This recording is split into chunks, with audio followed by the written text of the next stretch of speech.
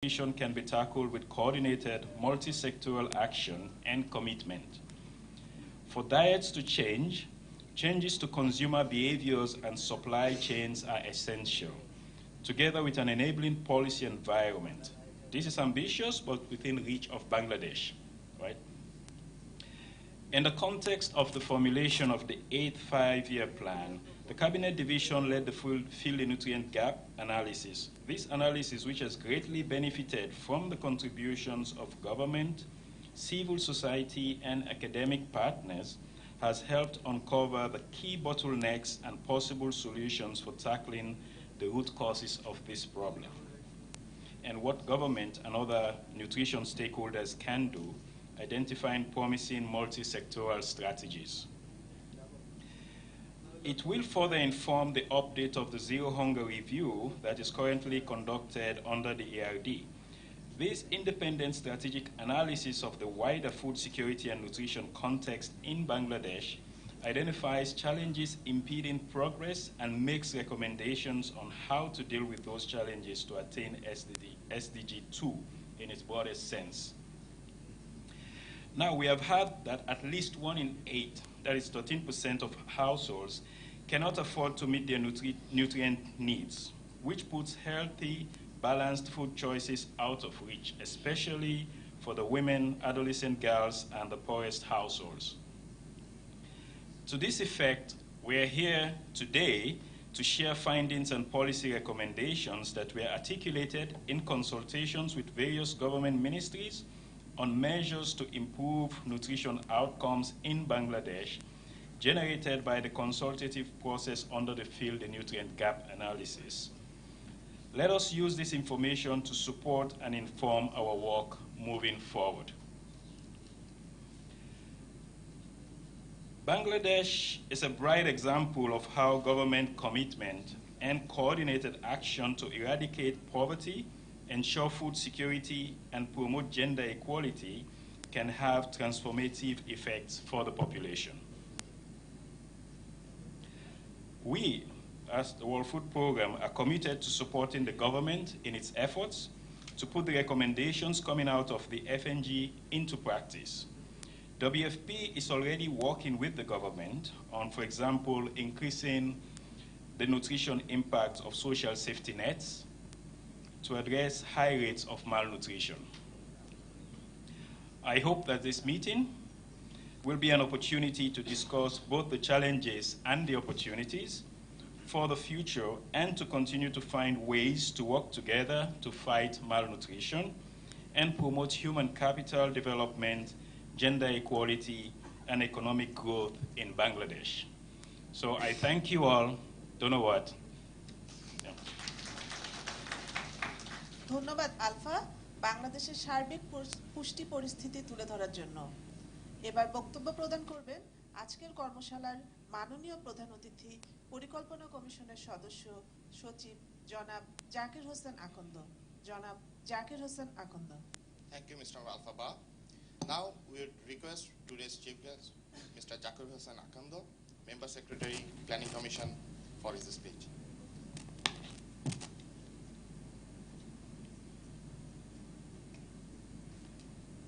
It is indeed a pleasure and honor to attend this seminar today. Respected Chair, Mr.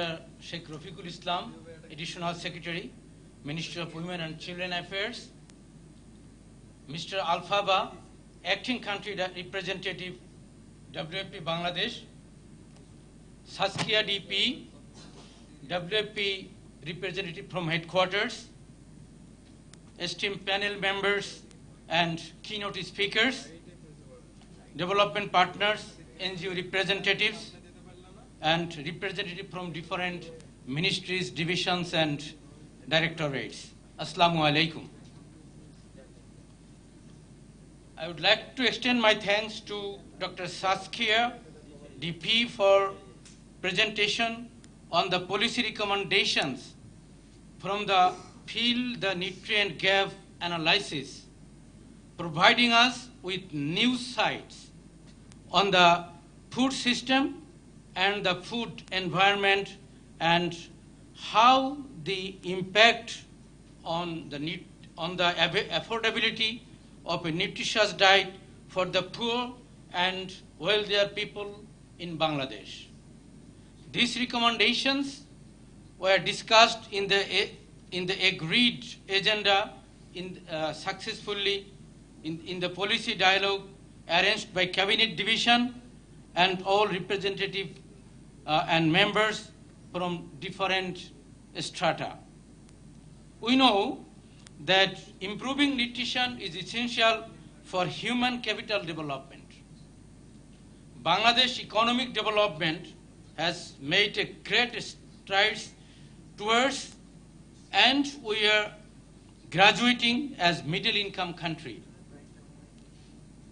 To sustain the economic growth, and we have to depend more and more on quality and efficiency of our human resources. Good nutrition ensures that children can develop to their full physical and cognitive potentials, and adults can perform optimally.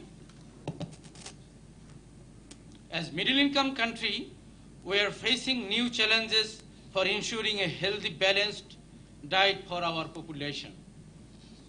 We know that higher level of stunting and prevalence of micronutrient deficiencies among women of reproductive age and preschool children is still very high. So we need to eradicate the malnutrition. We know that multi-sectoral policy framework to enhance nutrition intervention is largely in place by the government. The government of Bangladesh has taken up lots of programs and initiatives to improve nutritional status of our population. Part of that, the government has approved the National Nutrition Policy 2015, National Plan of Actions for Nutrition, Micronutrient Survey, and Second Country Investment Plan provide a comprehensive agenda for the area of nutrition intervention. Yet, food utilization, food consumption, nutritious food intake is not adequately articulated in many sectoral approaches. Though our per capita income has largely been increased, but calorie intake and also the calorie intake has increased, but if we talk about the protein intake for our population, it is still remain less in comparison to the the carbohydrate intake. Why it is, we know that. Our cultural setup is that our population are still taking large quantity of rice in comparison to that of protein and other nutrients. And that is actually the reason the country is still lacking behind. If we analyze the region, I think today's discussion, you also came to know that the cultural setting and the mind of our population is still towards rice-based. When the children attain the age of 6 months, and our parents think that as the children has started taking rice, so he or she don't need any more other item as compared to rice. So what happens? This is the great time the children fall into difficulties of nutritional deficiencies in our country. And that's why what we need to do, we need to create awareness among the mothers, among the, inmates of the family. Otherwise, what we have observed, the protein intake, if we consider the protein intake in Africa, our per capita protein intake, the animal source of protein. I would like to emphasize on animal source of protein, which is the basic protein, I must say, is still deficient in our country. And that is not for the reason that the country is poor. It is because of the awareness. So we need to aware our population, our mothers, our children of reproductive age, which is a very crucial issue for this country to need to be addressed through these sorts of seminar. Otherwise, the new generation that we are considering, those who will shoulder the responsibility to take the nation towards a developed country, would be greatly challenged.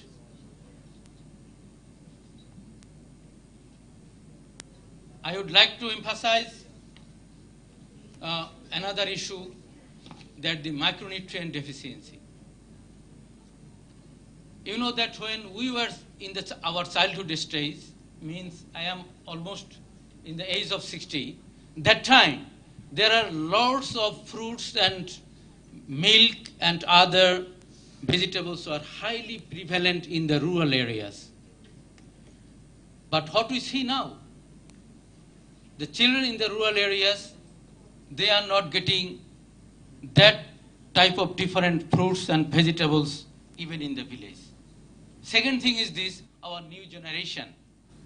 If you talk about the generation living in the cities and new generation living in the countryside, I mean the villages, they are very less interested to take vegetables and related diets. They are more interested to take, I mean, the fast food and fast food types of items.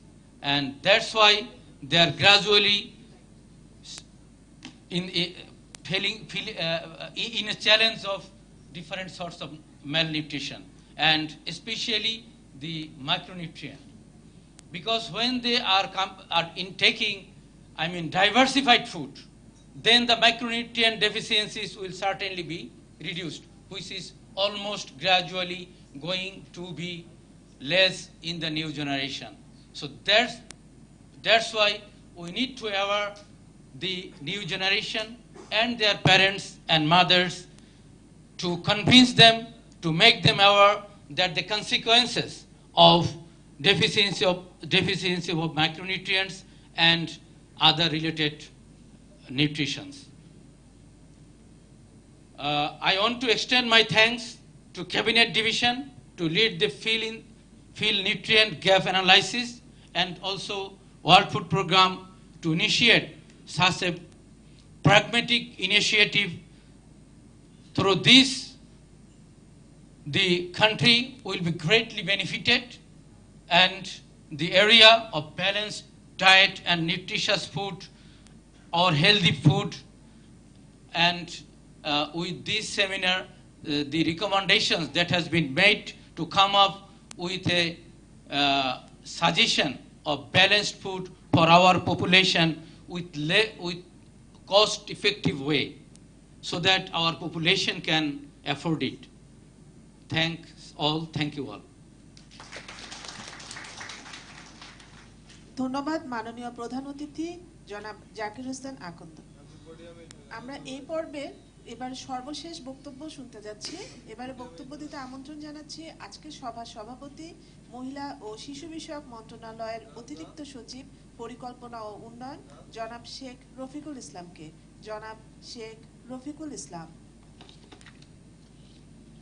Now we would request today's chair, Mr. Sheikh Rafiqul Islam, Additional Secretary, Planning and Development, Ministry of Women and Children Affairs, for his speech.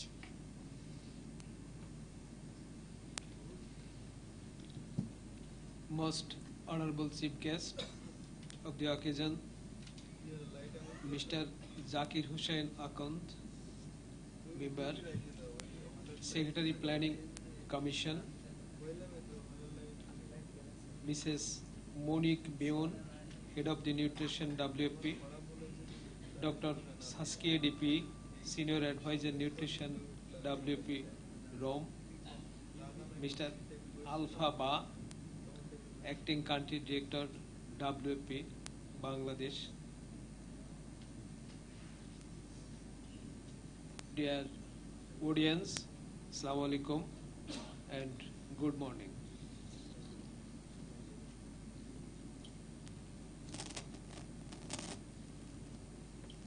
Nutrition is the sum of process of intake of nutrients, which is used for body functioning and maintaining the health. We are very much proud that we have achieved tremendous success in food production, in poultry, in cattle rearing, in fish cultivation. Now we produce more food, more poultry, more fish, more vegetables, more fruits than we produced 50 years back. But the average physical size of our population has been reduced by 13 inches over the last 50 years. 50 years back, the Chinese people were 13 inches shorter than those of the people of Bangladesh. Now, we are shorter than the people of Chinese by 13 inches. What is the utility of our production?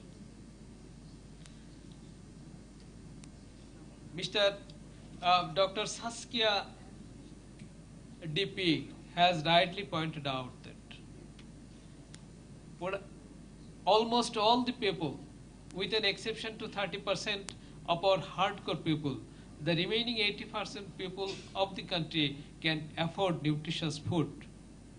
But almost 100% people suffer from malnutrition. Some of we are suffering from malnutrition, some of we are from wasting, some of we are suffering from obesity. Our kids, whether they are from urban areas or from countryside, all of them are suffering from malnutrition. In urban areas, our children are taking fast food, junk food, food which is rich in mayonnaise, extra salt, extra sugar, and extra fat.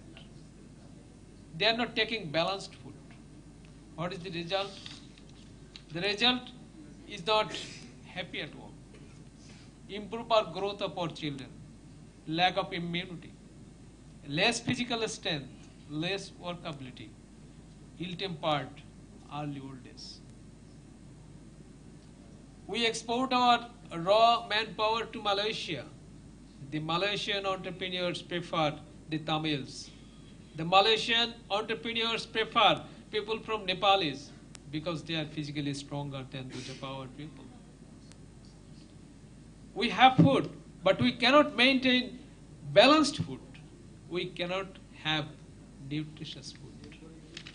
Why?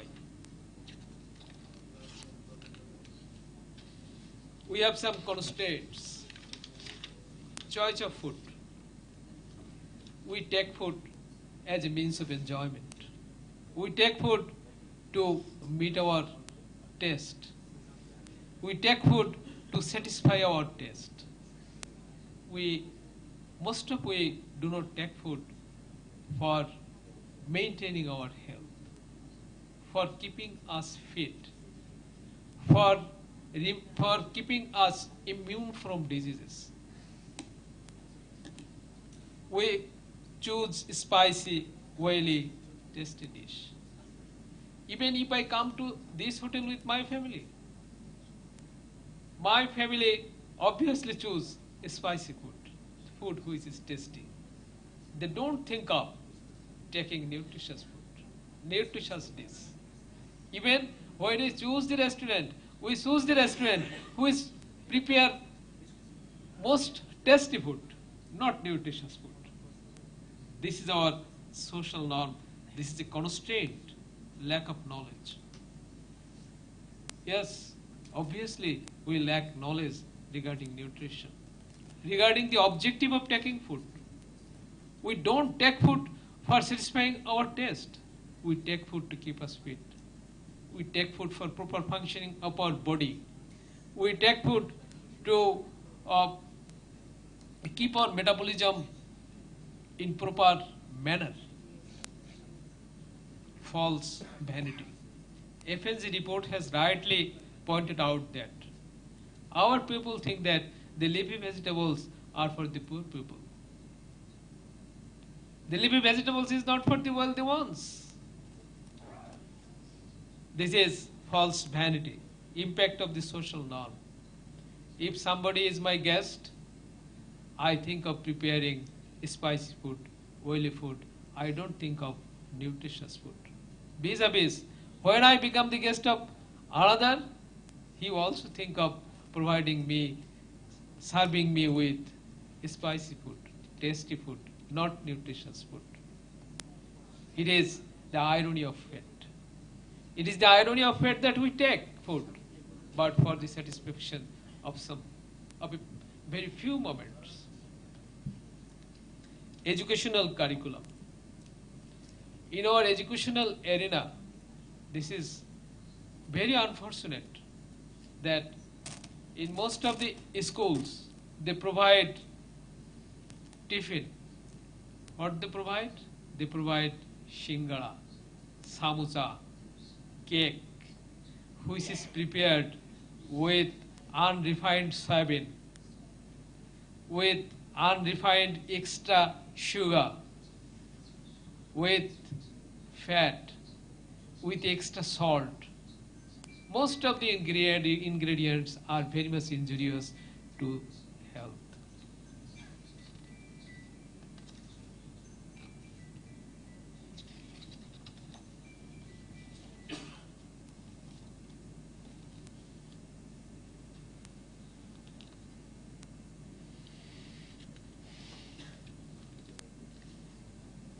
Nutrition is a multi-party game. There are many parameters for ensuring nutritious food for our people. So many parameters, nutrition and production. FNG report says that our farmed fish lack micronutrient because the farmed fish has less opportunity to have all sorts of food. Same is the case with the poultry. Same is the case with our vegetables and fruits. Our farmers use inorganic fertilizers, excess insecticides. Obviously, those materials have some bad effect on the products, which may cause more destruction in our renal system, in our metabolism system. Nutrition and food supply. Dr. Saskia DP has rightly pointed out, all the actors should act properly. Food supply chain. If the shopkeepers use preservatives, the food loses its nutrients. The peddlers use unclean waters over the vegetables. Obviously, it causes health hazards. Nutrition and medicine. In the last night, I talked to some UHNDP, Upazila Health and Family Planning officers of our coastal belt, and they reported me that all over the year, almost 30% people suffer from dysentery. And the number increases in winter because of drinking concentrated water. Salinity, if the water contains salinity, it causes dysentery.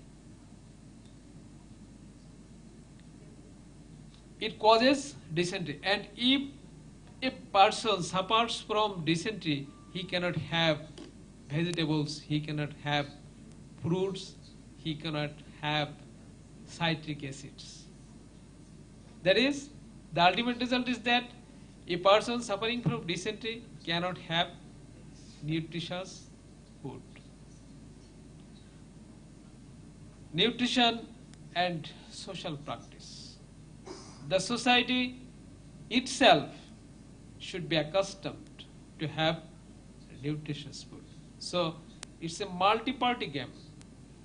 The producer, the supplier, the medical practitioners, the social leaders, everybody should act harmoniously.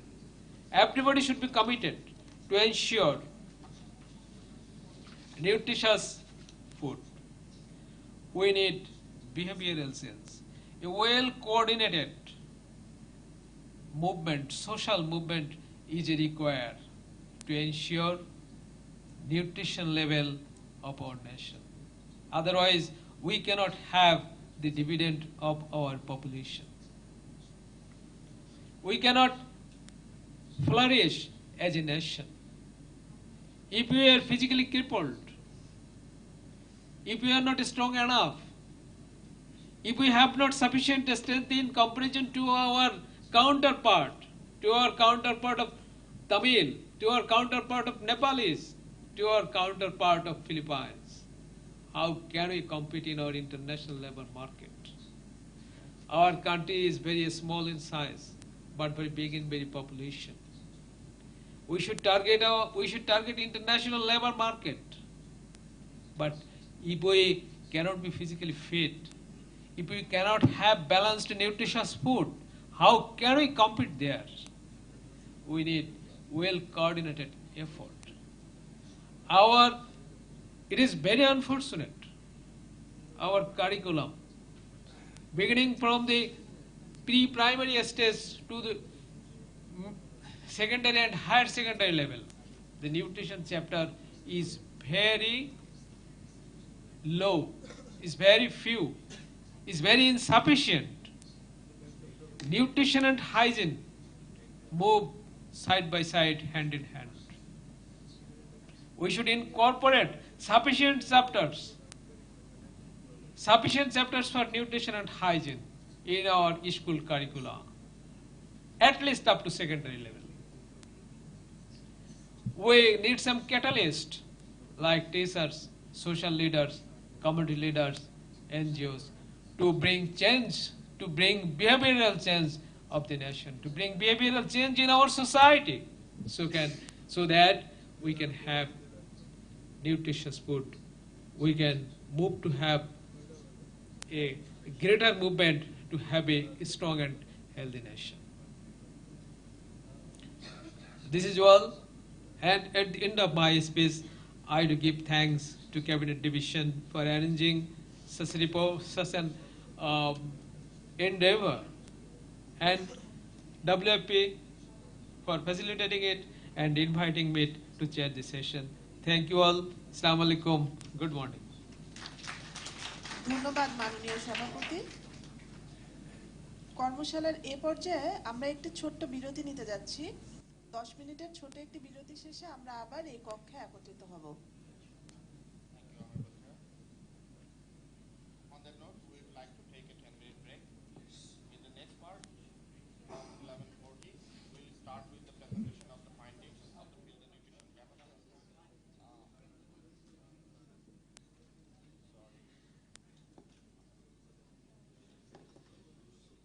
In the next part, from 11:40, we will start with the presentation of the findings of the field and nutrition gap analysis, followed by a question and answer session. Thank you.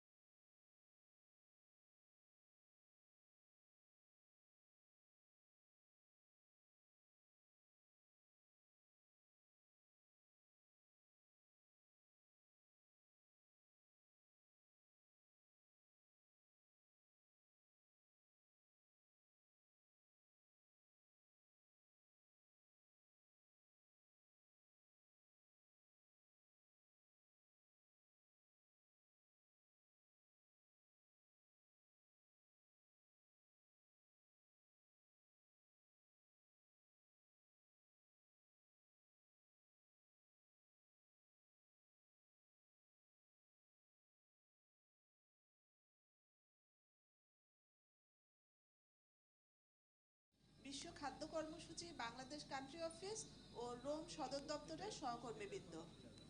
Welcome everyone to today's second session. In this part, we will start with the presentation of the Field and Nutrition Gap Analysis findings, followed by a question answer session. We request WP Country Office and Headquarter colleagues to start their presentation.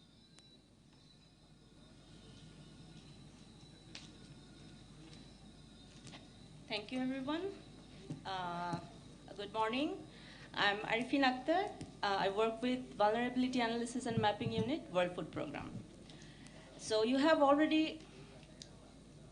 আমরা সবাই আসলে শুরু থেকেই সকাল থেকেই এফএনজি analysis নিয়ে শুনছি বলছি এবং আমাদের সহকর্মী সাসকিয়া এফএনজি কিভাবে করা হয়েছে জিস্ট বলেছে। আমি একটু চেষ্টা করব যে এই এফএনজি অ্যানালিসিস প্রসেসটা এবং কস্ট অফ ডায়েট প্রসেসটা আমরা কিভাবে করেছি এবং কি ফাইন্ডিংস বেসলাইন অ্যানালিসিসের কি ফাইন্ডিংসগুলি ছিল সেগুলি সম্পর্কে একটু ডিটেইল বলার জন্য।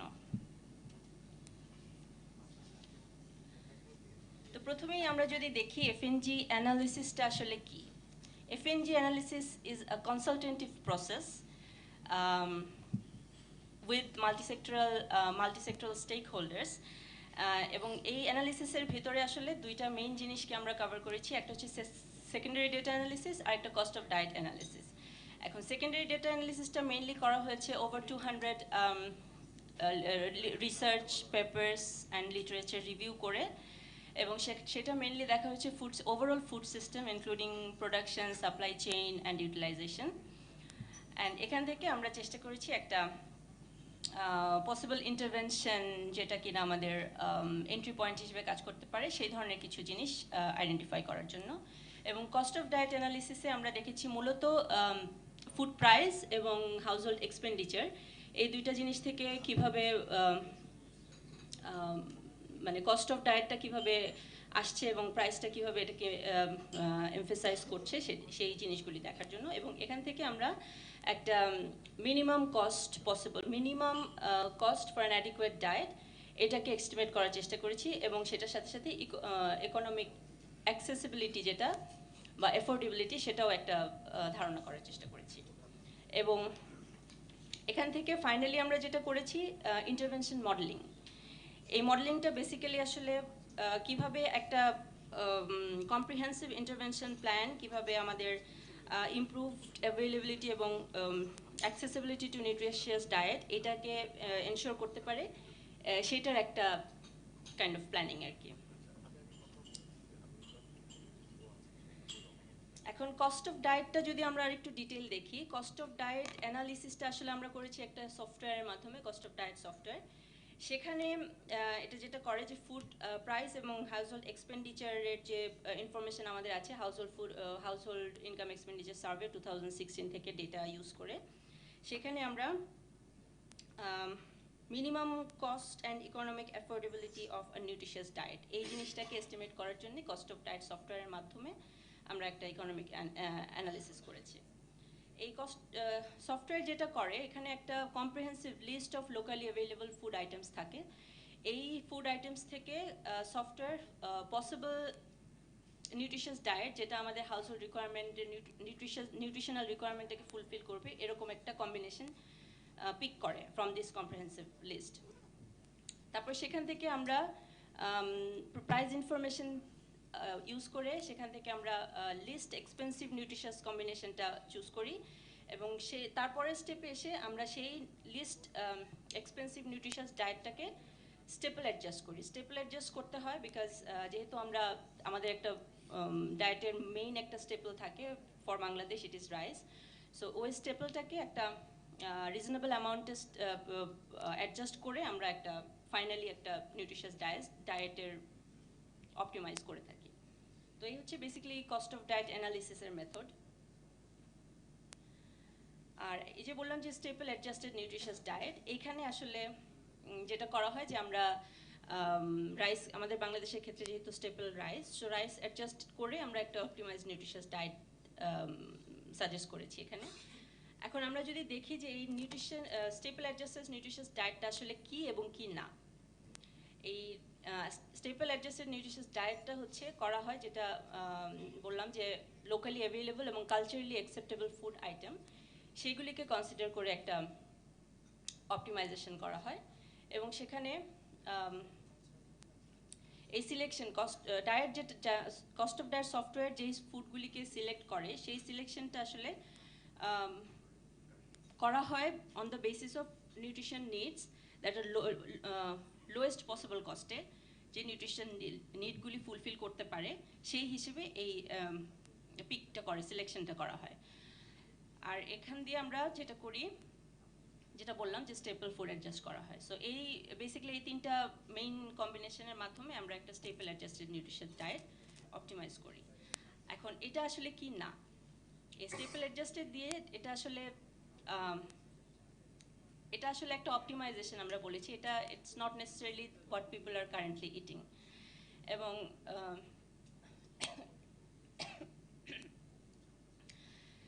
and it's not taking all the food preparation cost এবং other spices preparationের যে কস্ট থাকে বা লস থাকে কুকিংয়ের সময় যে লসগুলি হয় ফুডের, এই জিনিসগুলোকে আমরা এখানে কনসিডার করিনি এবং এটা কোনো রেকমেন্ডেশন না, এটা আমি আগে বলেছি optimized nutritious diet, it's not a recommended one.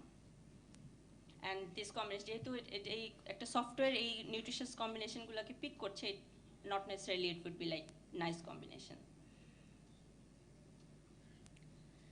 আচ্ছা, এরপর আমরা ইন্টারভেনশন মডেলিংয়ের কথা বলেছি যে আলটিমেটলি এফএনজি অ্যানালিসিসের মাধ্যমে আমরা একটা ইন্টারভেনশন মডেলিংয়ে মানে আলটিমেট আমাদের উদ্দেশ্য হচ্ছে ইন্টারভেনশন মডেলিং।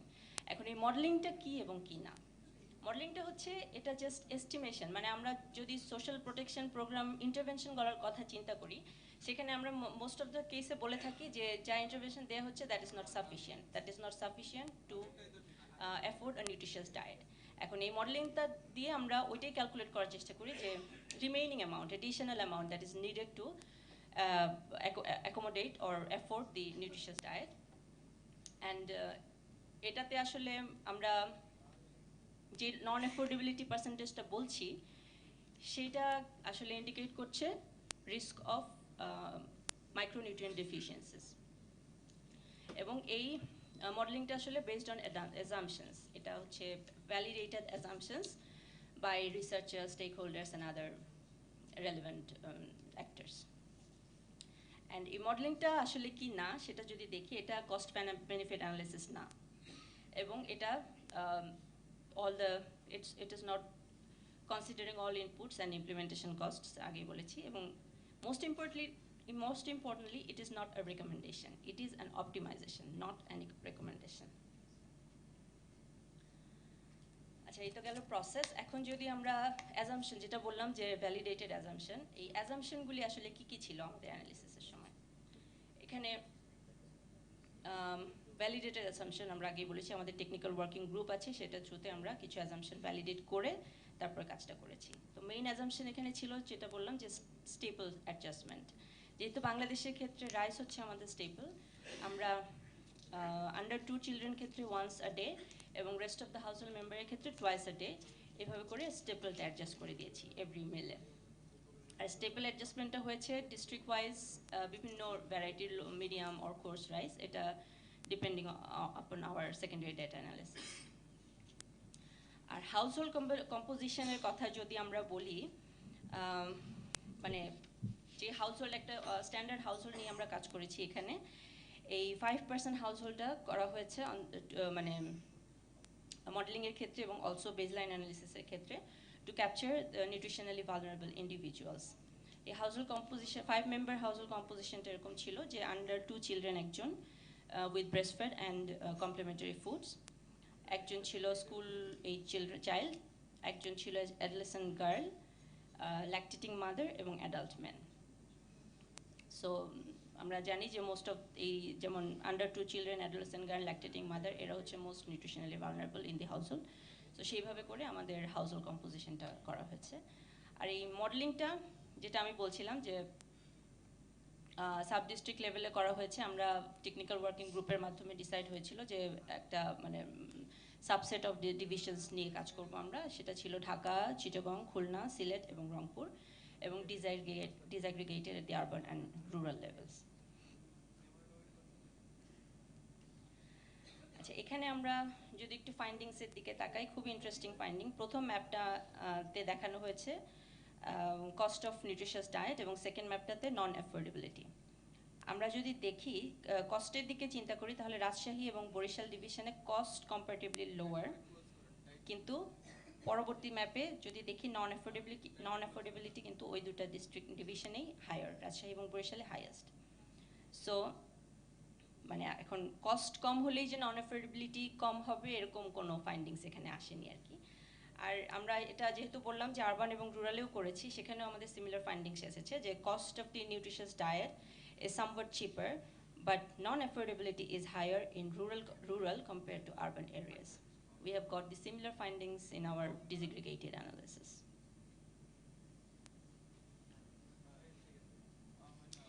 এবারে আমরা কস্ট অফ ডায়েটের বেসলাইন অ্যানালাইসিসের কিছু ফাইন্ডিংস দেখবো এখানে।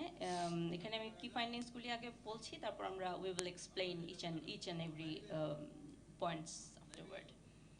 সো প্রথম ফাইন্ডিং যেটা ছিল যে এভরিওয়ান ক্যান অ্যাফোর্ড, মানে শুধুমাত্র যদি এনার্জি অনলি ডায়েটের দিকে আমরা রাইস বেসড ডায়েটের দিকে তাকাই, তাহলে everyone can afford it, there is no non affordability found.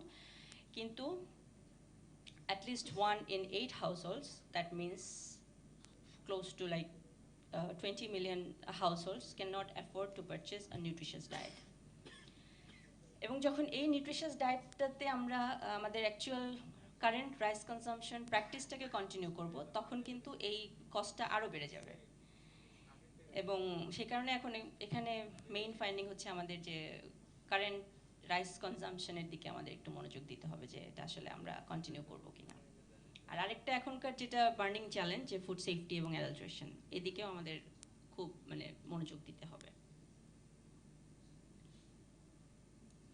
সেখানে আমাদের কম্বিনেশন অফ প্লেটস দেখানো হয়েছে। যদি আমরা কস্টের দিকে চিন্তা করি, এনার্জি অনলি শুধু রাইস বেসড যে প্লেট, সেটার খরচ এখানে দেখানো যাচ্ছে 80 টাকা পার ডে। কিন্তু আমরা যদি এখানে একটু ডাইভার্সিফিকেশন আনতে চাই এবং নিউট্রিশাস ডায়েট করতে চাই, সেটা অপটিমাল নিউট্রিশাস ডায়েট যদি হয়, তাহলে সেটা হবে 174 টাকা। কিন্তু আমি যেটা আগে বললাম যে যদি আমরা কারেন্ট প্র্যাকটিস রাইস কনজাম্পশন প্র্যাকটিসটাকে কন্টিনিউ করি, তাহলে এটা বেড়ে হয়ে যাবে 270 টাকা। সো কারেন্ট রাইস কনজাম্পশন প্র্যাকটিসের সাথে একটু ডাইভার্সিফিকেশন আনতে গেলেই কিন্তু আমাদের কস্টটা অনেক হাই হয়ে যাচ্ছে। সো আমাদের রাইস কনজাম্পশনের দিকে খুব বেশি মনোযোগী হতে হবে। এখানে দেখানোর চেষ্টা করা হয়েছে যে নিউট্রিশাস ডায়েটের যে কস্টটা বেড়ে যাচ্ছে, এটার মেইন কম্পোনেন্টগুলি কী কী, কোন কোন উপাদানের কারণে কস্টটা বেড়ে যাচ্ছে। এখানে বলছি যে ভিটামিন এবং মিনারেল রিচ ফুড যেগুলি আছে এবং animal source food, fat food source যেগুলি আছে, সেগুলি হচ্ছে most expensive component of the total diet plan. So these are the main drivers of cost of nutritious diet.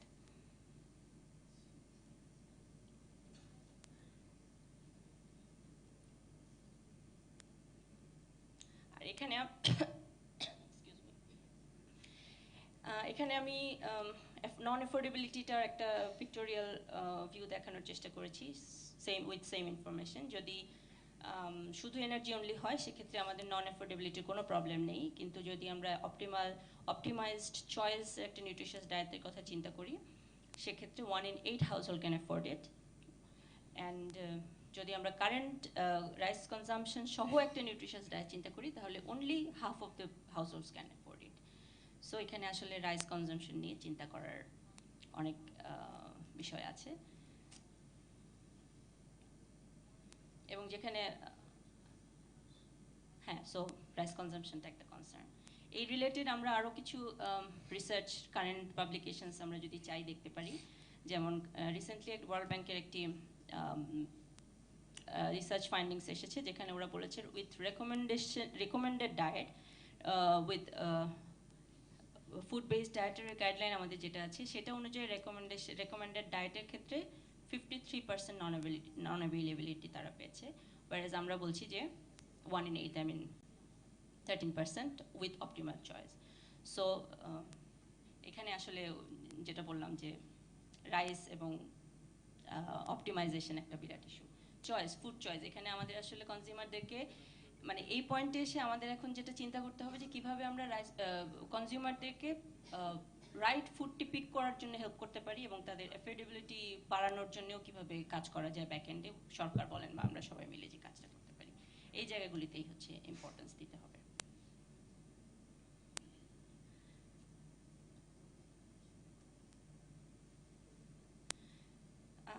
এটা হচ্ছে একটা মানে এখানে আমরা দেখাতে চেয়েছি যে প্রাইস যদি in terms of monetary cost যদি অ্যামাউন্টটা খুব বেশি নাও পারে, কিন্তু যেহেতু আমাদের মানে daily house hold food expenditure যে কার্ভটা, এটা যেহেতু একটু রিলেটিভলি ফ্ল্যাট, সেখানে অল্প অ্যামাউন্টের কস্ট বাড়লেও সেটার নন অ্যাফোর্ডেবিলিটি কিন্তু অনেক বেড়ে যেতে পারে। যেমন এখানে দেখা যাচ্ছে যে যদি অপটিমাইজড নিউট্রিশিয়াস ডায়েটের কথা আমরা চিন্তা করি, সেটার যে কস্ট সেটার থেকে মানে অ্যাকচুয়াল রাইস কনজাম্পশনের কস্টে মনিটারি টার্মসে হয়তো খুব বেশি ডিফারেন্স না, কিন্তু আমরা যদি অ্যাফোর্ডেবিলিটির কথা চিন্তা করি তাহলে এই দুইটার মধ্যে অ্যাফোর্ডেবিলিটি কিন্তু পার্থক্য একটা 12% থেকে 21% পর্যন্ত চলে যাচ্ছে। সো মনিটারি টার্মসে এটার খুব বেশি ডিফারেন্স না হলেও এটা নন অ্যাফোর্ডেবিলিটির ক্ষেত্রে huge amount of people include হয়ে যাচ্ছে এখানে। সেই জন্যই আমাদের আসলে ফুড চয়েসটা খুব ইম্পর্টেন্ট। এই পর্যায়ে আমি আমার কলিগ তনিমাকে রিকোয়েস্ট করছি to take over. Oh no, Sarah Lisa, sorry. Sarah Lisa will take over. Good morning, everybody. Thanks for being here and thanks for your attention. I'm Sarah Lisa and I work on the Fill the Nutrient Gap based in Rome, WPH headquarters. So now I'll take you through, so far we've looked at households, sort of overall households, but we know that households are different and we know that the people within households are different and that nutrition changes, nutritional requirements vary with age and with people's sex. So now we're looking a bit more in detail at that, and we're going to see how women and girls are the most nutritionally vulnerable because of their nutritional requirements, but also because of certain norms and gender inequalities that impact what they're able to eat and access. So out of our total population in Bangladesh, we have about a third that are under 15 years old, and 6% over 65 years old at the time. Also, 13% of households are headed by women. However, the government's made really good efforts at reducing the birth rate and are extremely on track on reaching the policy goal of 2.0 children per woman. So this means that Bangladesh is starting on a demographic transition. In the next, decades, we're going to have a small growth in the total population, and rather the population is going to get older. So we're going to see a bigger share of adults and adolescents and elderlies in the population who have higher nutritional needs and higher cost of the nutritious diet compared to more children who are cheaper. So this means something in terms of our results and affordability in the coming years. So just to illustrate, we've put on this slide how the cost of a diet and non-affordability change according to what your family looks like. So for the whole of this presentation, we've talked about and modeled a 5-person household, and a 5-person household, as Arifine explained, consisting of an adult man, a lactating woman, an adolescent girl, a school-aged child, and a child under 2 that's breastfed. What we see is that if we change that that household composition, for example, in the second bar to include an elderly person, we get a lower cost of a diet and a lower non-affordability. If we look at the cases of 4-person households, for example, the first bar shows a female-headed household with no adult male and 2 children. The second bar shows a household with an adolescent boy and 2 adults and a child, and the third bar shows the case of a household with 2 adults and an adolescent girl who's pregnant, as well as a small child. So we see that depending on who's in your household and their specific nutritional requirements, you get different levels of cost of a nutritious diet, and that is associated with a different level of non-affordability. So this is just to keep in mind that the non-affordability, 13%, is at the national average level, and households, depending on who's in that household and the age and sex of these individuals, you're going to get different results. For not all households or individuals are the same when it comes to nutrition. If we're looking at the different individuals, so now we're back on our model household, we can see that in terms of energy, the adult man and the lactating adult woman have similar energy requirements in terms of calories. However, for certain nutrients, it will be different. So for example, for iron, you can see in yellow that the adolescent girl has the highest proportion of iron requirement in the household, followed by the lactating woman, and only after that, the adult man. So what does this mean? In terms of the cost of a diet, this actually means that it's going to be more expensive and therefore more difficult to meet all the nutritional needs of the adolescent girl and of the woman. They have the highest shares of costed and nutritious diet because of these specific nutrition requirements. So that means it's harder for them to access the foods and the diversity of foods that will allow them to meet all their nutrient needs, be healthy, and also then be healthy for if they decide to have children. So it's very important to pay attention to these specific needs in adolescent girls and of adult women.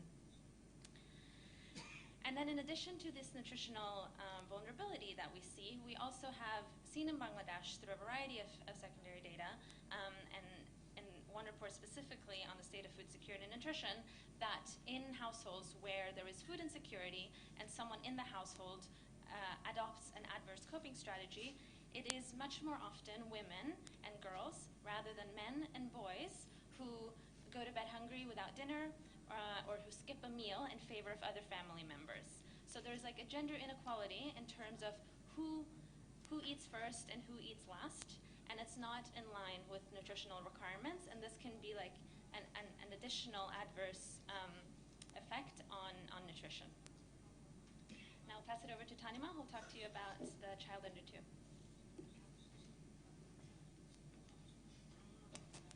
Thanks, Sarah Lisa, for handing over to me. Under 5 children. শিশুর পুষ্টির প্রথম শর্ত হচ্ছে তাকে continued breast feeding করা 2 years of age পর্যন্ত। Currently দেখা গেছে যে 18 মান্থস পর্যন্ত ব্রেস্ট ফিডিং এর রেটটা বেশ হাই, তারপরে সেটা কমে যায়। এবং এক্সক্লুসিভ ব্রেস্ট ফিডিং যেটা 6 মাস পর্যন্ত হওয়ার কথা, সেটা এখন 3 মাস পর্যন্ত হচ্ছে median duration. Cost of diet, যেটা আমার আগের কলিগ মেনশন করেছে, যেহেতু এফএনজি একটা কস্ট অ্যানালাইসিস, সো এই কস্ট অ্যানালাইসিসে দেখা গেছে যে nutritious diet for children, cost of nutritious diet is very লো যদি আমরা কস্ট অ্যানালাইসিস করি। কিন্তু তারপরে অন্যান্য যে ফ্যাক্টরগুলো কাজ করে নিউট্রিশন রিকোয়ারমেন্টের ক্ষেত্রে for under 2 children, which is a challenging for mothers to fulfil the nutrition requirement for the children.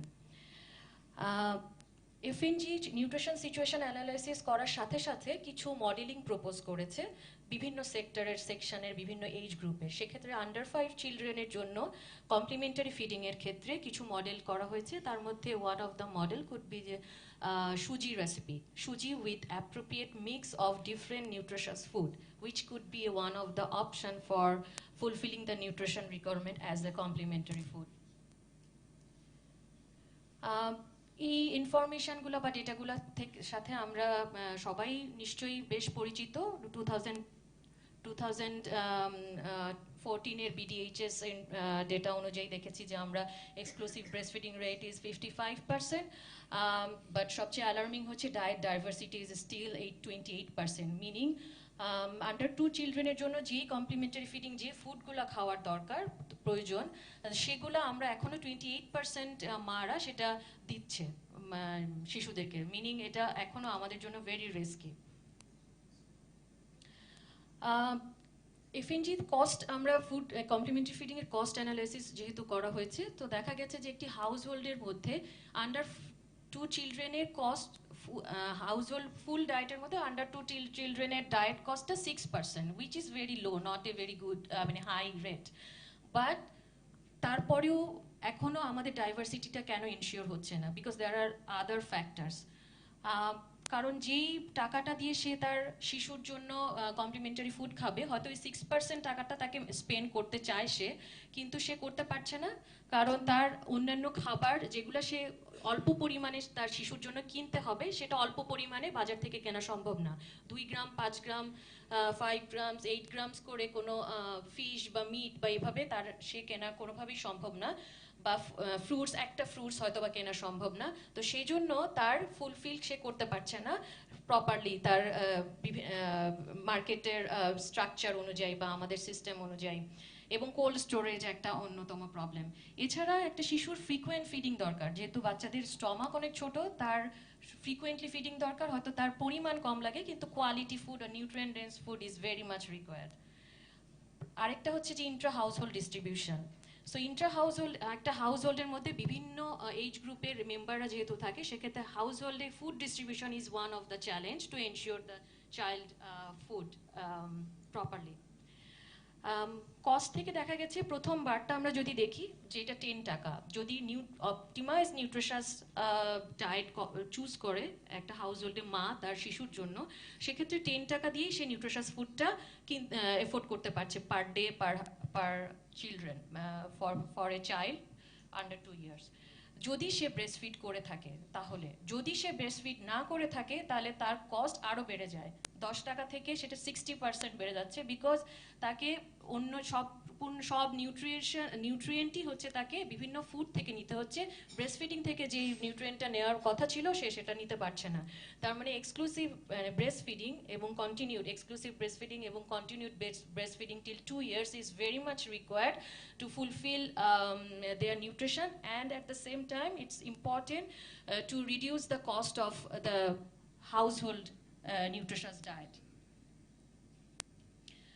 কিছু ফ্যাক্টর যেটা আছে, যেটা আমরা সবাই জানি যে কস্ট ছাড়াও, এটা তো গেল কস্টের কথা আগেরটা, এখন যেটা হচ্ছে কস্ট ছাড়াও যে ইস্যুগুলো আছে, যে একটা মা তার সময়ের একটা অভাব, এখন বিভিন্ন শহরে গ্রামে সব জায়গায় সময়ের একটা ব্যাপার, নলেজ গ্যাপ আছে, আমাদের ফুড প্র্যাকটিস, স্টিগমা কালচার, মায়েদের মোবিলিটি কম, আমাদের ফুড পারচেজ সাধারণত পুরুষদের প্রাইমারি রেসপন্সিবিলিটি, এবং আমরা অনেক বেশি অন্যদের অ্যাডভাইসের উপর ডিপেন্ডেন্ট, আমাদের মারা বিভিন্ন নেইবার বা রিলেটিভসের উপরে। সো সব এনভায়রনমেন্ট আসলে অনেক সময় আমাদের নিউট্রিশন রিকোয়ারমেন্টটাকে সবসময় ফুলফিল করার ক্ষেত্রে বিভিন্নভাবে ব্যারিয়ার সৃষ্টি করে থাকে।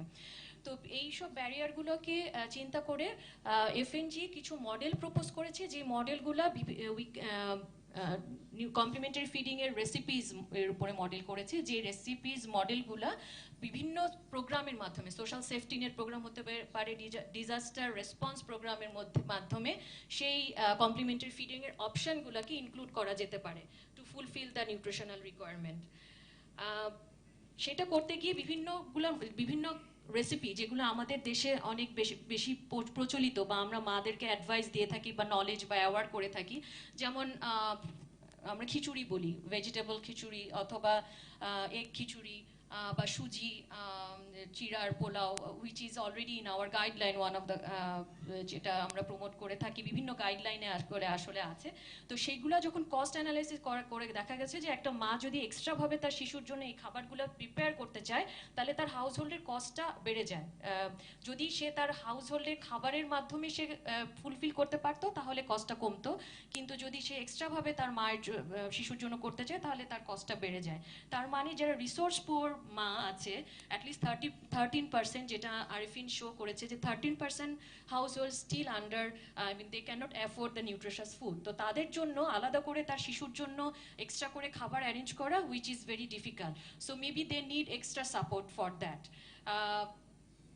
সেজন্য কিছু অপশন দেওয়া হতে পারে, যেমন আমরা দেখেছি যে কিছু রেসিপি যেগুলো আমরা আমাদের বিভিন্ন গাইডলাইনে আছে, সেগুলোকে আমরা কস্ট অ্যানালাইসিস এবং নিউট্রিশন অ্যানালাইসিস, নিউট্রিয়েন্ট অ্যানালাইসিস করে দেখা গেছে যে সুজি একটা অপশন আছে। সুজি যদি আমরা শুধু দিতে পারি কিনা, সুজি উইথ এগ সাথে মিক্স করে দিতে পারি কিনা, সুজির সাথে এমএনপি মিক্স করে দিতে পারি কিনা, অথবা হোমমেড পরিজ মিনস হচ্ছে পুষ্টি গুঁড়া, আমরা বিভিন্ন চাল ডাল মিশ্রণে একটা গুঁড়া আমরা করে মানে করা যেতে পারে। সো সেগুলো অলরেডি রেসিপি আছে আমাদের দেশে অ্যাভেলেবল, সেগুলা আমাদের অ্যানালাইসিস করা হয়েছে, দেখা গেছে যে এগুলো কোনটা আসলে নিউট্রিশন ফুলফিলের ক্ষেত্রে এফেক্টিভ। তো পরে দেখা গেল যে নিউট্রিশাস ডায়েটের কস্ট যদি 10 টাকা বা 9.7 টাকা হয়ে থাকে, সেক্ষেত্রে সবচেয়ে এফেক্টিভ হচ্ছে সুজি উইথ এগ, মানে শুধু সুজি। আমাদের দেশে সাধারণত আমাদের কারেন্ট প্র্যাকটিসে আমরা শুধু সুজি একটু চিনি দিয়ে বা পানি দিয়ে রান্না করে থাকি, বাট সুজির সাথে আমরা যদি এগ দিই সেটা একটা গুড নিউট্রিশাস ফুড হতে পারে, যেটা শিশুর নিউট্রিশাস ফুড ফুলফিল করতে পারে। এবং কস্ট, যেমন এখানে বলা হচ্ছে 10 টাকা হচ্ছে nutritious diet for a house hold, within the house hold for a children. কিন্তু যদি নিউট্রিশাস সুজি উইথ এগ যদি ফ্রি অফ কস্টে দেওয়া যায়, তাহলে তার কস্টটা 5.6 টাকায় আসছে। তার মানে তার শিশুর পেছনে তাকে কস্টটা রিডিউস করতে পারছে, এবং সেখানে হাউস হোল্ড ডায়েটের কস্টটা কমে আসছে। So thank you for listening, and then I'm again inviting Sarah Lisa.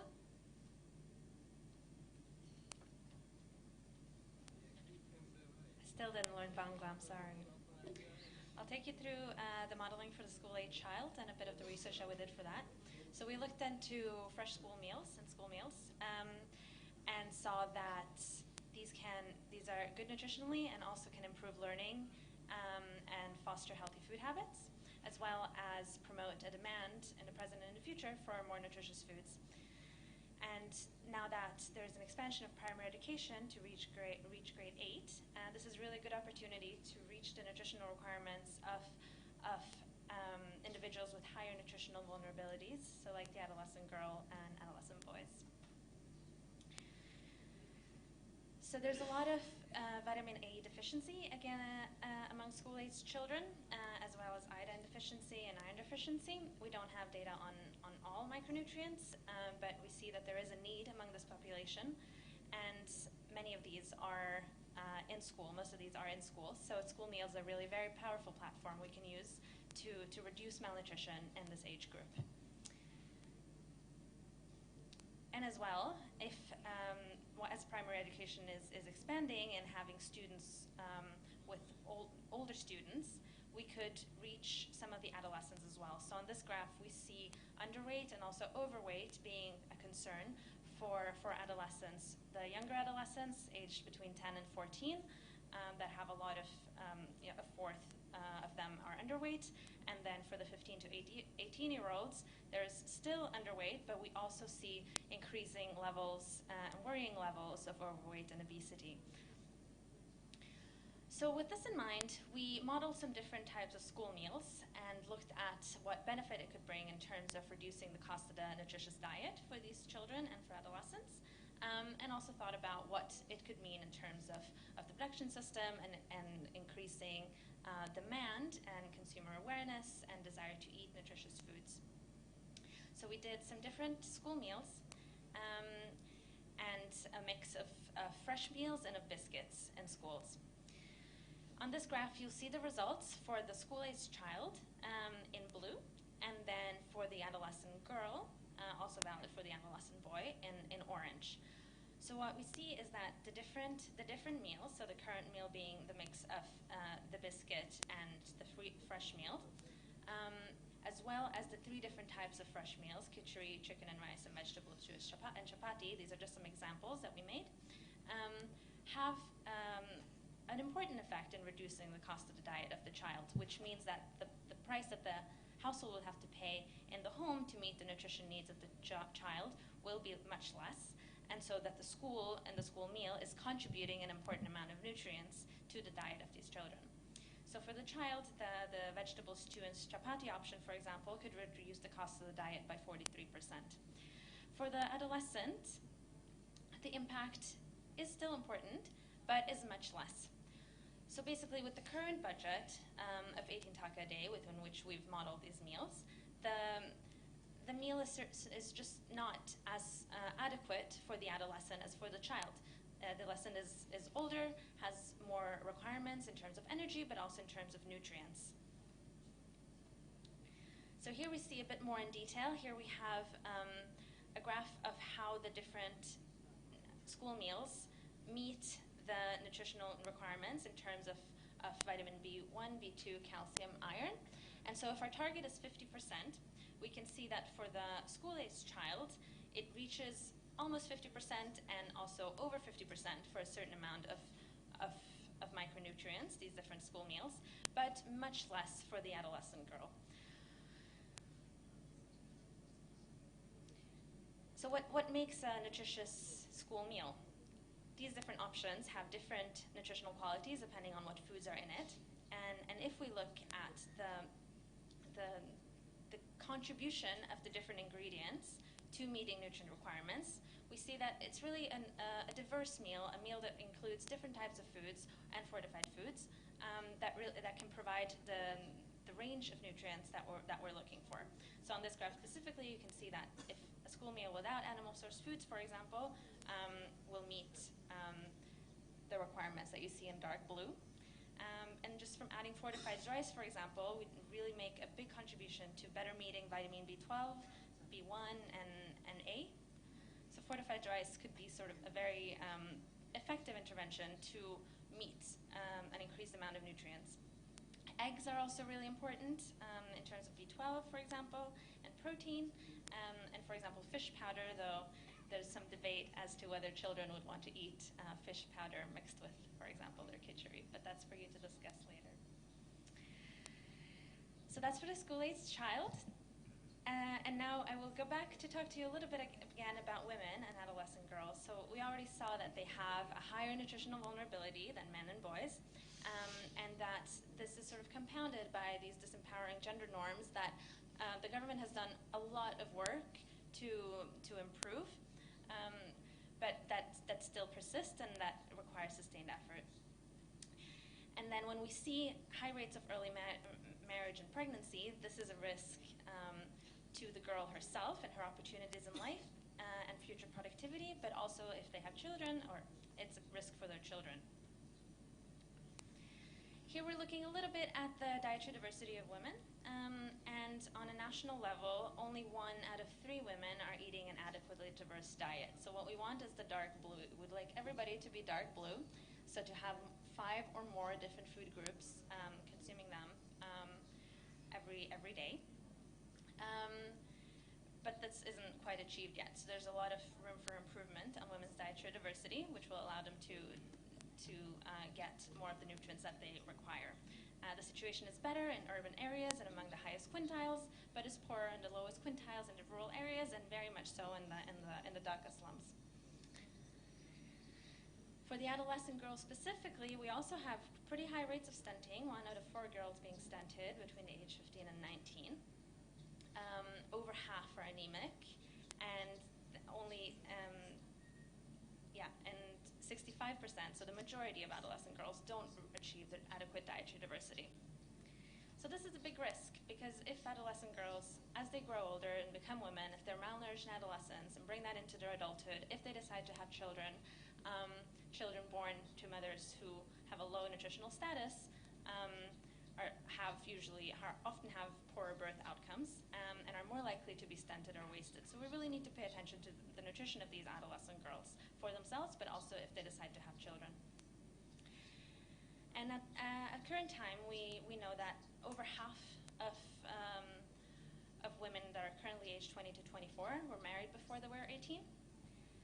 And then 24% had a child before they were 18. So here we really see how important it is to emphasize adolescent girls' nutrition, but also their rights.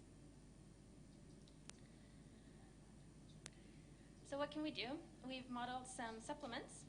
We've looked at, for the adolescent girl and the pregnant and lactating woman, we've looked at multiple micronutrient supplements and iron folic acid tablets, as well as calcium. And on this graph, you'll see the results for the adolescent girl on the left and for the adult pregnant and lactating woman on the right.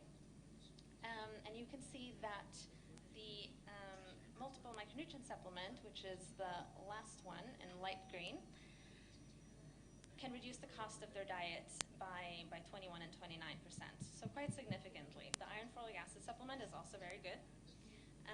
But the highest impact, really, in terms of reducing cost of the diet and meeting nutrient needs comes from the MMS. And there's also global evidence. There's a lot of recent global evidence that concludes that MMS is actually superior to iron and folic acid supplementation for birth outcomes and for health.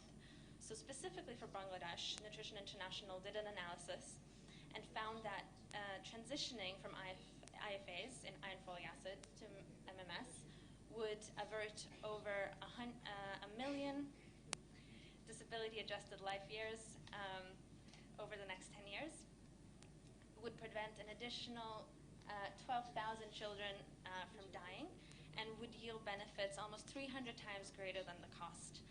So this transition from IFA to MMS is now really being supported on a global level for all countries, and it's been shown to be highly cost-effective with a high return on investment, long-term economic and health benefits, with no harm to the mother or the baby. So this evidence is recent and very strong. So I'll now hand over to Samuel. Thank you very much. আচ্ছা, এবার আমি agriculture, fisheries এবং livelihood এই সাইডটা একটু cover করার চেষ্টা করব। হ্যাঁ, আমরা সেকেন্ডারি লিটারেচার রিভিউর মাধ্যমে আমাদের ফাইন্ডিং হচ্ছে যে হেলদিয়ার ডায়েট আমাদের যদি পেতে চাই, আমাদেরকে দুই দিকে ইনভেস্ট করতে হবে। একটা হচ্ছে আমাদের ডিমান্ড সাইড যেমন বাড়াইতে হবে, অন্যদিকে আমাদের সাপ্লাইয়ের দিকেও কাজ করতে হবে। কারণ যদি ডিমান্ড ভালো না হয় তাহলে যেমন যারা সাপ্লাই দেয় তারা উৎসাহিত হবে না, অন্যদিকে সাপ্লাই না থাকলে যারা ডিমান্ড যাদের দরকার তারা উৎসাহ বোধ করবে না কেনার জন্য। এই একটা বিষয় আমরা পেয়েছি। আর একটা হচ্ছে ফুড সেফটি, যেটা আমরা সবাই জানি যে ফুড সেফটি আমাদের জন্য একটা বিশাল বড় কনসার্ন। আচ্ছা, এখন আমরা ইফরি আমাদের যে কনজাম্পশন প্যাটার্ন এটা প্রেডিক্ট করছে। হ্যাঁ, 2015 সালের যে কম্পেয়ার করে ওরা প্রেডিক্ট করছে যে আমরা 2020, 2025 এবং 2030 এই প্রেডিক্টের মাধ্যমে দেখা গেছে যে মিটের কনজাম্পশন দেখেন আস্তে আস্তে কিন্তু বাড়বে আমাদের কনজাম্পশন প্যাটার্ন অনুযায়ী। মিল্কের কনজাম্পশনও বাড়বে, কিন্তু ভেজিটেবলের কনজাম্পশন দেখেন এটা তুলনামূলকভাবে কিন্তু ওই রকম বাড়তেছে না। এই জন্য আমাদের ওইখানে কিন্তু ইনভেস্ট করার প্রয়োজন আছে যে কিভাবে ভেজিটেবল কনজাম্পশনটা বাড়ানো যায়।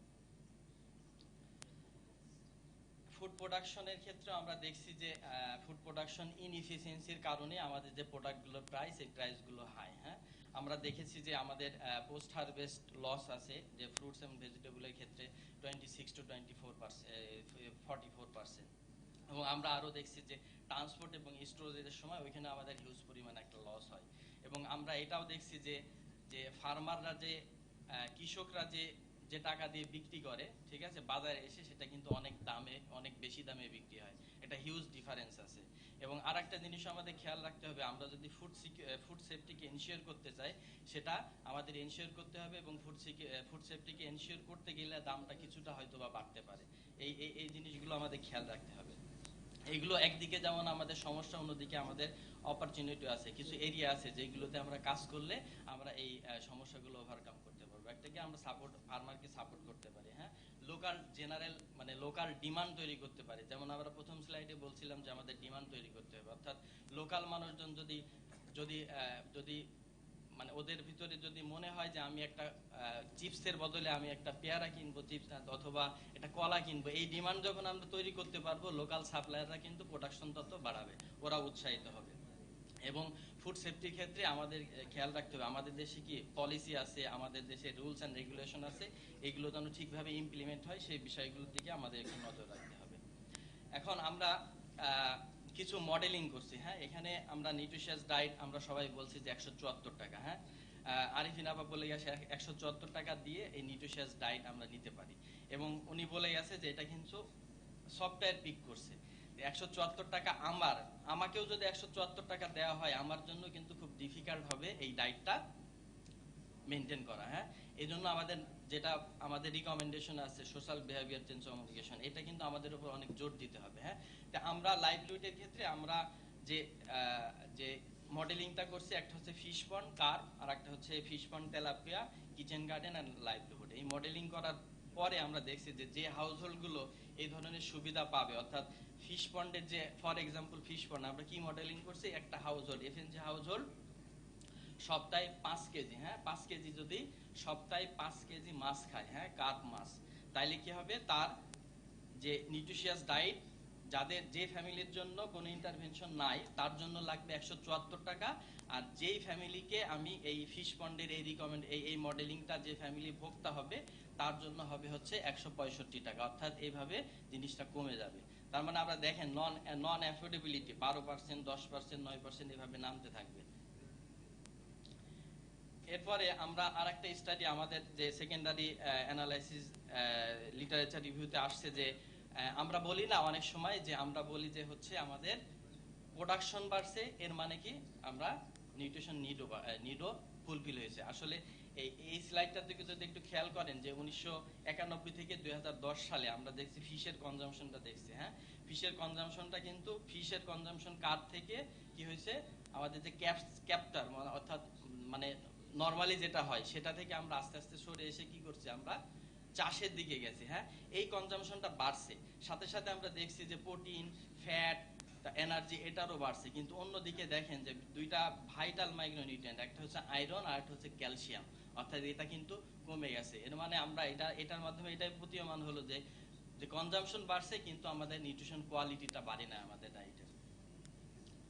এবার আমরা আসি ফর্টিফাইড রাইস। হ্যাঁ ফর্টিফাইড রাইস আমরা যদি দেখি যে বায়ো ফর্টিফাইড রাইস আমরা নাম শুনছি, এটা হচ্ছে একটা মাইক্রোনিউট্রিয়েন্ট মেশানো জিঙ্ক। তারপর আছে গোল্ডেন রাইস, এটা ভিটামিন এ মেশানো।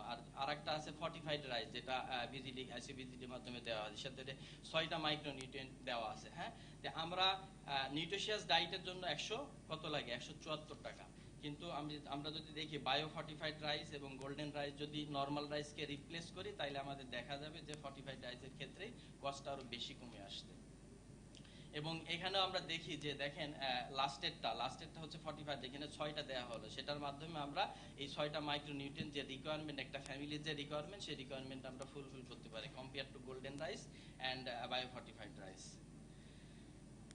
এরপরে আমরা যদি দেখি যে গভর্নমেন্টের ফুড ফ্রেন্ডলি প্রজেক্ট, আপনারা নাম শুনছেন ফুড ফ্রেন্ডলি প্রজেক্ট, এই প্রজেক্টের আমরা মডেলিং করে দেখছি। হ্যাঁ যে ফুড ফ্রেন্ডলি প্রজেক্টে যদি আমরা আনফর্টিফাইড রাইস দিই তাহলে কি হবে, কস্ট অফ ডায়েট যেটা নিউট্রিশিয়াস ডায়েটের ক্ষেত্রে 174 টাকা ছিল, কিন্তু যে ফ্যামিলি ফুড ফ্রেন্ডলি প্রজেক্টের আওতাভুক্ত তার জন্য কস্টটা কত হবে, 152 টাকা। শুধু এই যে 10 কেজি দিয়ে 10 টাকা দিয়ে সে 30 কেজি চাল কিনছে বলে তার এই কস্ট অফ ইয়েটা কমে গেছে। কিন্তু এখানে খেয়াল রাখতে হবে যে এই যে 152 টাকা না, এই 152 টাকা খুব মানে কেয়ারফুলি খরচ করে নিউট্রিশিয়াস ডায়েটটা মেনটেন করার জন্য কেয়ারফুলি খরচ করতে হবে। হ্যাঁ এরপর আমরা যাই, আমরা দেখছি যে এমওডিএমআর অর্থাৎ ডিজাস্টার ম্যানেজমেন্টের রেসপন্সও কেমন হতে পারে সেই বিষয়গুলো নিয়ে আমরা একটু অ্যানালাইসিস করছি এবং সেখানে দেখছি যে বাংলাদেশ মানে অনেক ইমপ্রুভ করছে এবং রিলিফ ক্যাপাসিটি বাড়ছে এবং আমরা এখন শিফট করতেছি রিলিফ টু রিস্ক রিডাকশন এবং রেজিলিয়েন্সের দিকে।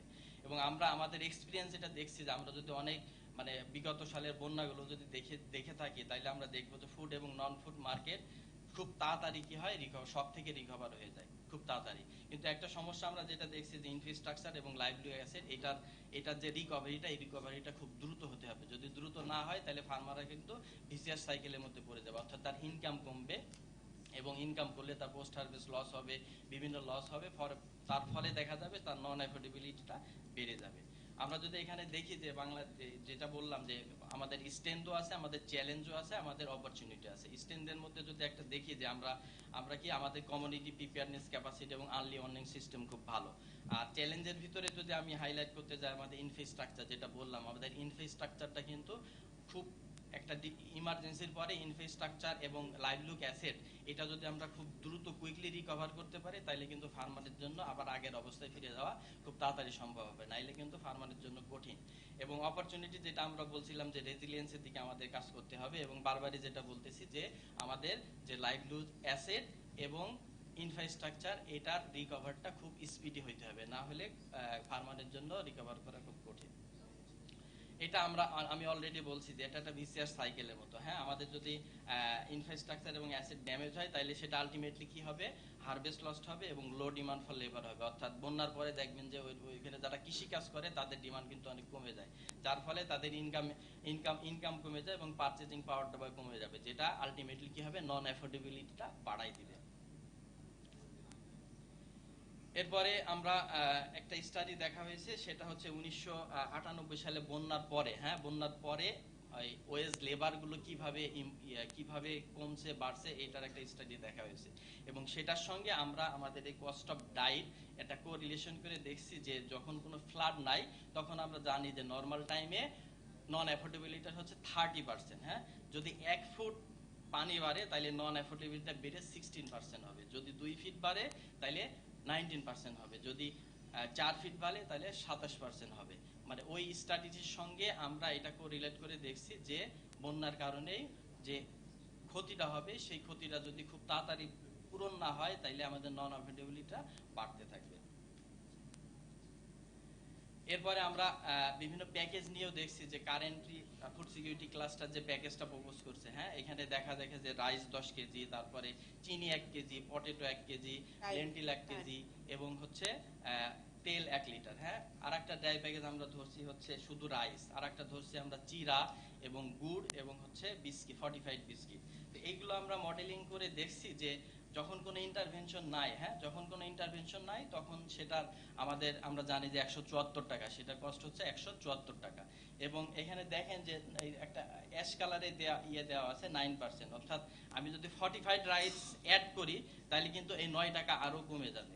এভাবে আমরা যদি দেখি যে সবচেয়ে কোনটার জন্য কস্ট কম, চিরা এবং মোলাসিস, চিরা, গুড় এবং বিস্কিট, এটা যদি আমরা একটা ফ্যামিলিকে দিতে পারি তাইলে তার নন অ্যাফোর্ডেবিলিটি অর্থাৎ নিউট্রিশিয়াস ডায়েটের যে কস্টটা অনেকটা কমে আসবে, অর্থাৎ 60 টাকা হবে, 174 থেকে নেমে শুধু 60-এ নেমে যাবে। হ্যাঁ, আমরা এই এক্সারসাইজ করতে গিয়ে আমরা সবগুলো কনসিডার করছি, অর্থাৎ মার্কেট ফাংশন করছে কি করছে না, তারপরে আমরা দেখছি যে ক্যাশ দেওয়া সম্ভব কি না, হাউস হোল্ড রান্না করতে পারবে কি পারবে না, এইগুলো কনসিডার করে আমরা কি করছি ওই যে আগের যে মডেলিং গুলো দেখানো হয় এই মডেলিং গুলো প্রপোজ করছি। এরপরে আমরা টাইমের থেকে অনেক 1 মিনিট, হ্যাঁ, আর 1 মিনিটে শেষ করে দিতে হয়। এবার আমরা যদি যাই যে সোশ্যাল সেফটি নেট, যেটা সাসকে অলরেডি আলাপ করছে, আমি একটা স্লাইড শুধু দেখাইতে চাই যে এই স্লাইডটার মাধ্যমে শেষ, যে আমরা বলছি যে নিউট্রিশিয়াস ডায়েট যেটা, হ্যাঁ, এটা হচ্ছে 174 টাকা, নন অ্যাফোর্ডেবিলিটি হচ্ছে 13%। এখানে রিজন ওয়াইজ করা হয়েছে বলে 11% দেখানো হয়েছে। শুধু রাইস যদি দিই তাইলে কি হবে, নন অ্যাফোর্ডেবিলিটিটা কমে কত পার্সেন্টে চলে যাবে, 4%-এ চলে যাবে। যদি ফর্টিফাইড রাইস দিই তাহলে নন অ্যাফোর্ডেবিলিটি আরো কমে 2%-এ চলে যাবে। ভিজিডির মাধ্যমে আমরা দেখছি ভিজিডি এবং আইসিভিজিডি দুইটা প্রোগ্রামের মধ্যে কিন্তু পার্থক্য আছে। একটা ভিজিডিতে আমাদের কি দেওয়া হয়, রাইস দেওয়া হয়, সাথে 363 টাকা পার মান দেওয়া হয়। আর আইসিভিজিডিতে কি দেওয়া হয়, রাইস দেওয়া হয়, সাথে 1642 টাকা পার মান দেওয়া হয়। কিন্তু আমরা দেখছি আইসিভিজিডি যদি আমরা টাকার সঙ্গে সঙ্গে ফর্টিফাইড রাইস দিই তাইলে নন অ্যাফোর্ডেবিলিটিটা কমে 0%-এ চলে যাবে। ধন্যবাদ সামিউল ভাই, ধন্যবাদ আরেফিন, সারা লিসা, তনিমা। এবং আমরা এরপর প্রশ্ন উত্তর পর্ব শুরু করতে যাচ্ছি। গবেষণাটির বিষয়ে আপনাদের যে কোনো মতামত বা প্রশ্ন জানানোর অনুরোধ করা হচ্ছে। অনুগ্রহ করে নিজ নিজ পরিচয় দিয়ে প্রশ্ন করবেন। Thank you. If you have questions regarding these findings and recommendations, the team is here to answer. Since we are behind our scheduled time, we'll like to shorten this next question answer session. Question and answer?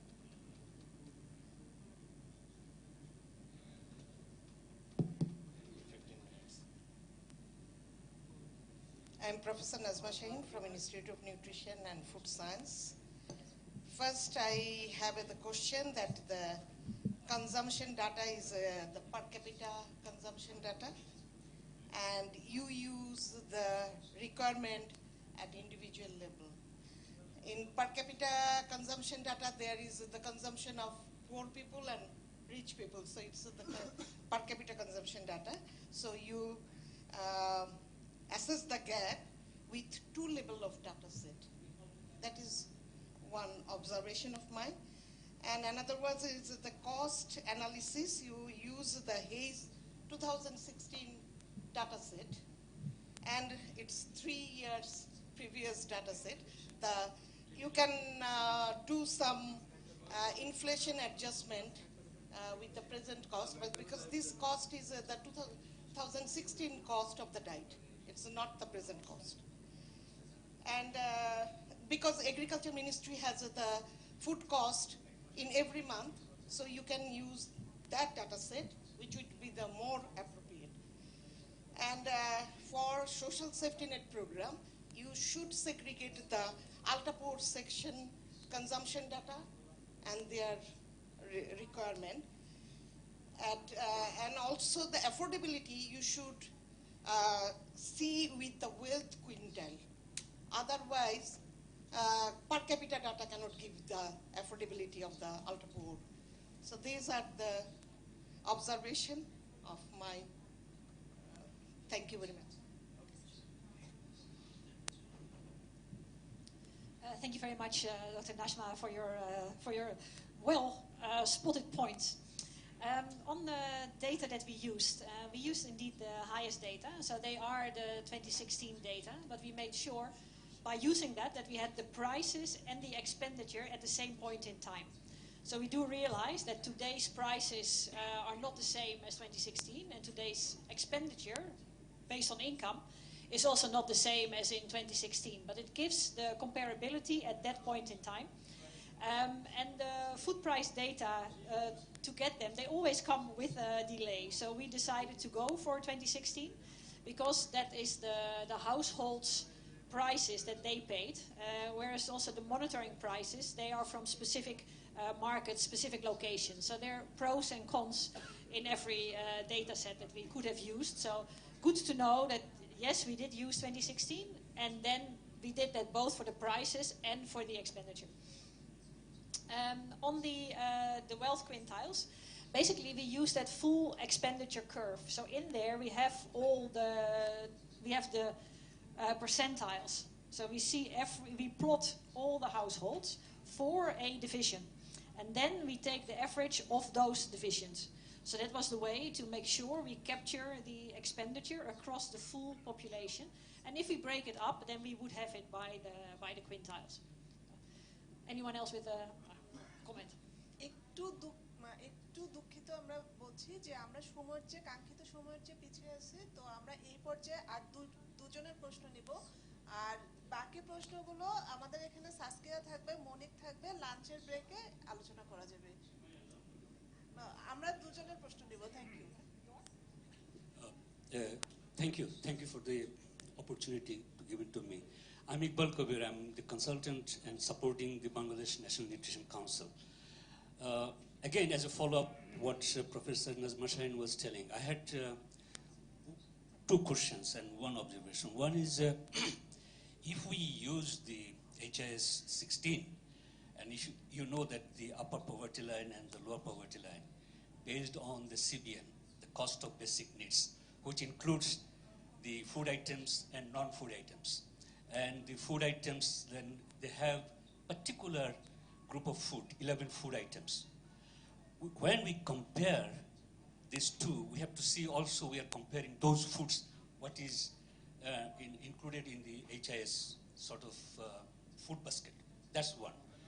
Second one is observation in writings I have seen that, we say 13% the non-affordability, and we are trying to equate it with the lower poverty line, which is 11.6. We should not, because we have to also see, as you said, the cost is not the only drivers of the affordability. So we have to see within that 11.6% who are below the poverty line, extreme poverty line, how many of them have the affordability and how many do not have the affordability. That's a sort of another point. Because also it is supported by your findings that the cost of the affordability is within the household, the under 6 has the lowest cost. But if you look at the nutrition vulnerability, they have the highest sort of. So the cost is not the drivers of the affordability of nutritious food. That's one point. We have to make it clear in our report somewhere. Second one, my observation. As you said, one of the recommendation is the school feeding program, which is excellent, but it has also limitation. Because school feeding program is for the primary school children. And the primary school children, you have your specific age group, which does not capture your adolescents, who is the major driver of cost in your family. So how to reach them? What would be our strategy to reach them? Those are not the adolescents, but not in the primary school, but out of primary school, and they are in the secondary school. How to reach them? So these are the issues I think we have to bring in our report and highlight. That's my observation. Thank you. Thank you very much for those points. I think you've elaborated them very well, so I'm going to give just two short replies. Yes, the highest data, the food basket for the poverty line is based on current expenditure. So it's based on typical preferences, what people prefer to consume. And what we have used the data for is to assess if you select the most optimal nutritious foods based on their cost and their nutritional value, what would be the minimum expenditure that you would have. But if you factor in how the choices are actually made, more people don't have a current expenditure pattern that allows them to have a nutritious diet. Yeah, and yeah, totally with you on the expanding the school meals also to secondary schools, given the need of the adolescents. Thank you very much. আমরা সময়ের চেয়ে পিছিয়ে আছি, আমরা একজনের প্রশ্ন নিব, এরপরে আমরা প্যানেল ডিসকাশনে চলে যাব।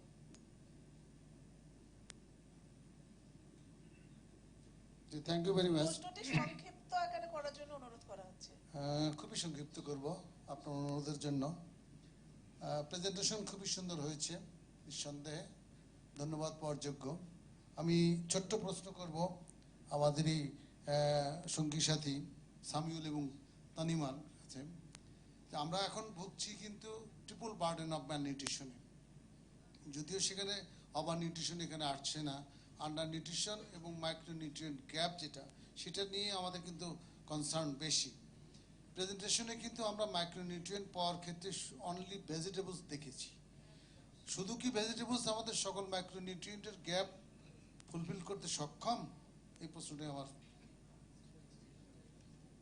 তুলে ধরলাম, উত্তরটা দেবেন।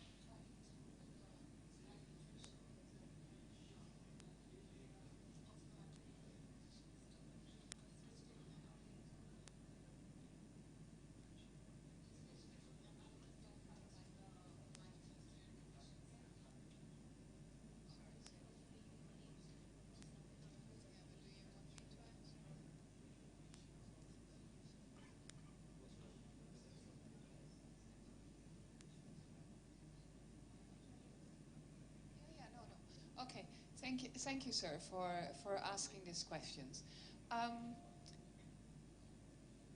I think if we look at the current consumption, there is a need for more focus towards plant-based and vegetable foods.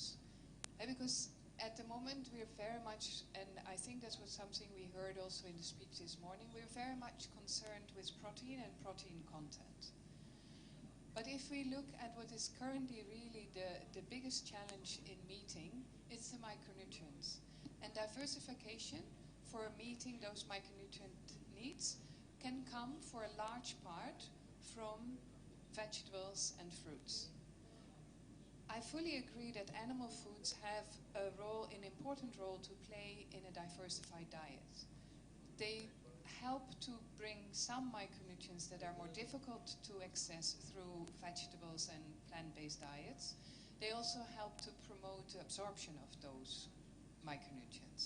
So it's not as if we're saying that there should not be animal protein consumption or animal foods in a diet, in a healthy diet. But what we're saying is that if you look at the current tendencies and trends in food consumption and demand, then the biggest part, the biggest growth, the biggest change is on animal proteins and what they can contribute to our diet. And we saw the slide on the demand and the changing demand over time, and with that we saw that there is a good increase in the consumption of fish. There is a good increase in the consumption of eggs, and there is a good increase in the consumption of meat. But we do not see this additional demand for vegetables, which if you want to have a healthy diet that is not fully based on a lot of rice and only proteins, then we do need to have more vegetables. Our plates, our food plates in Bangladesh need to have that additional attention. So it's not our recommendation for putting stronger focus on vegetables is not to say that you're not allowed or you shouldn't be eating any meat. It is to say, if we look at the current trends in food consumption, then society as a whole and individuals do know that they need to strive for more fish and meat. That's not the question. But what they're confused about and what we forget about, and this was another issue that was raised this morning, we see vegetables as something for the poor. But vegetables are not something only for the poor. They're for all of us. And they help to contribute to a lot of nutrients in our diet. So I hope that explains the focus on vegetables in our recommendations. Thank you Monique and fill the nutrition গ্যাপের গবেষণা কাজটিতে প্রথম থেকে যারা নানাভাবে ভূমিকা রেখেছেন, এবার আমরা তাদের থেকে কিছু শুনবো। আশা করছি আমাদের ভেতরে আরো কোনো প্রশ্ন থাকলে তাদের আলোচনার মাধ্যমে আমাদের সেই প্রশ্নগুলোর উত্তর আমরা পেয়ে যাব। এবার আমরা মঞ্চে আমন্ত্রণ জানাচ্ছি আজকের সম্মানিত প্যানেল বক্তাদের। মঞ্চে আসন গ্রহণ করবেন ডক্টর শাহনেওয়াজ, মহাপরিচালক, জাতীয় পুষ্টি কমিশন, স্বাস্থ্য ও পরিবার পরিকল্পনা মন্ত্রণালয়। ডক্টর শাহনেওয়াজ।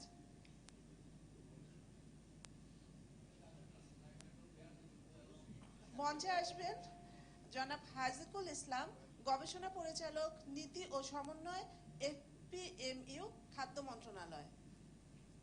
মঞ্চে আসবেন ডক্টর নাজমা শাহিন, অধ্যাপক, পুষ্টি ও খাদ্য বিজ্ঞান ইনস্টিটিউট, ঢাকা বিশ্ববিদ্যালয়। To moderate this distinguished panel, we'd also like Ms. Monique Ben to take the stage.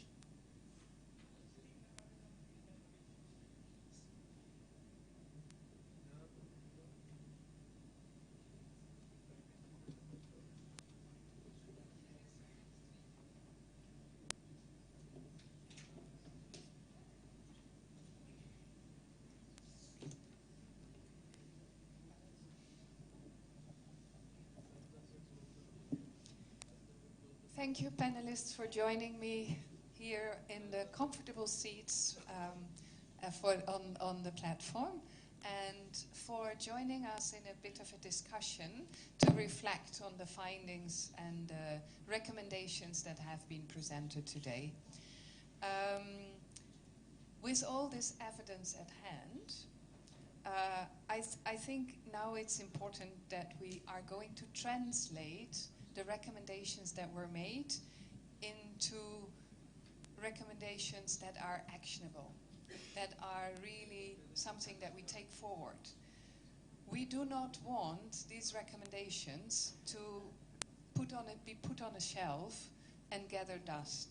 We do not want this meeting to be a very pleasant get-together where we meet our friends and colleagues and where we discuss the topic at our hearts, but we do want this to become something where we take something away and have an agreement on how we move forward. I hope everybody is not just sitting here listening to nice talks and then hoping for lunch to be very tasteful, thinking that tasteful food cannot be nutritious, which certainly is not the case. We should have fun. We should enjoy our food. We should enjoy the way that we eat together. We should be able to go out and not think that we have to be at home and eat our nutritious diet, and we cannot have fun together with our friends with healthy diets. I think it can be combined, and to achieve that we need some change. So I think our objective with this panel discussion and with the meeting is that we come to a common agreement on how we move forward and what actions we can take jointly to make this into a reality. So, Dr. Janavash, as the lead of National Nutrition Coordination, can you tell us how we can better work together to bring this into a reality? And what are real actions that we can take? Thanks a lot, Monique. But I differ with your first statement that we are in a very comfortable seat here. Probably I was in very comfortable in that because we are minority here. These people are majority. So I do salute all the time the majorities. Sitting behind, I sent a SMS to Tanima that I am to leave by 1 because I am to chair a meeting of the monitoring evaluation platform in my office, and again another meeting of the STC, Standing Technical Committee of the BNC. Anyway, my first question to the organizers or the August presence is that really we do feel that we should be in a consensus with the fill the nutrition gap. That fill is FEEL. If we are in a consensus, no question. Because we are handling in such a tough subject with such a population, even if we consider only the students of this country, it is more than 4 crore and 50 lakhs. There are so many countries in the world which total population doesn't reach up to that level. সুতরাং আমরা যে বিষয়ে আমরা কথা বলছিলাম এবং মনিকা আমাকে যে প্রশ্নটা করেছেন তার উত্তর আমরা বলতে চাই আমরা কিন্তু we are in action. We have got so many actions are going on already. We have to sustain all these things in a harmonized manner. And moreover, the first thing is that till today or just recent past, we used to see the nutrition with the lens of the health. We have to come out of that. The health lens থেকে nutrition দেখলে আমরা পারবো না. It are really multi-sectoral, multi-level, multi-stakes, and we have got the Bible of nutrition, that is the NPEN 2. Just to implement the National Nutrition Policy 2015, we have the action plan 10 years long. Everything has been detailed on that one. So we are working on that so that rare duplication or triplication occurs, and that can be minimized in a very harmonized manner. Moreover, the first and foremost thing, everything depends on not on the individual behavior change, rather the social and cultural behavior change, and the women empowerment is a must.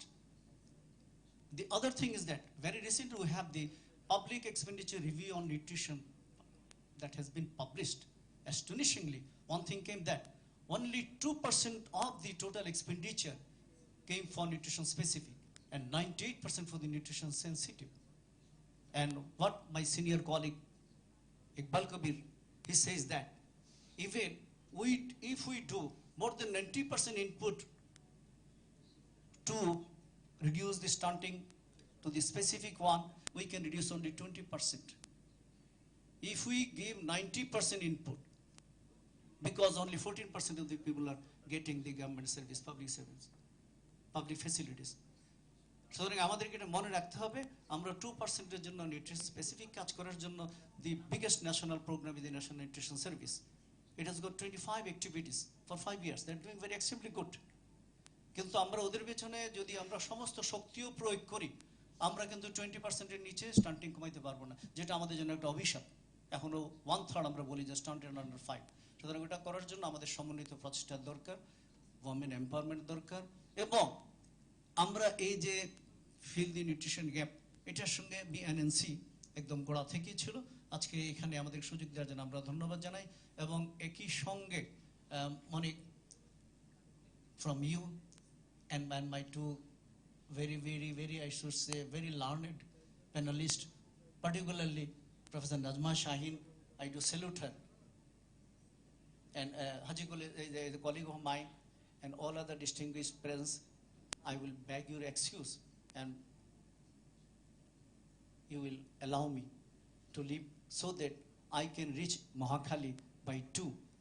The other people from ministry will be waiting for this one. And I have 2 colleagues with me also. They will be allowed. So Monique, I don't like to make my so-called speech lengthen. Thank you very much. Dear Dr. Sanas, thank you so much for staying with us to make sure that you could still give your contribution to the panel discussion. And we very much appreciate your efforts and calling us to make sure that actions are not only actions but are harmonized and coordinated among each other. And I understand that the monitoring meeting right now is an important part of that coordination, as well as making sure that the SDGs are met. So please have a safe journey to your next meeting.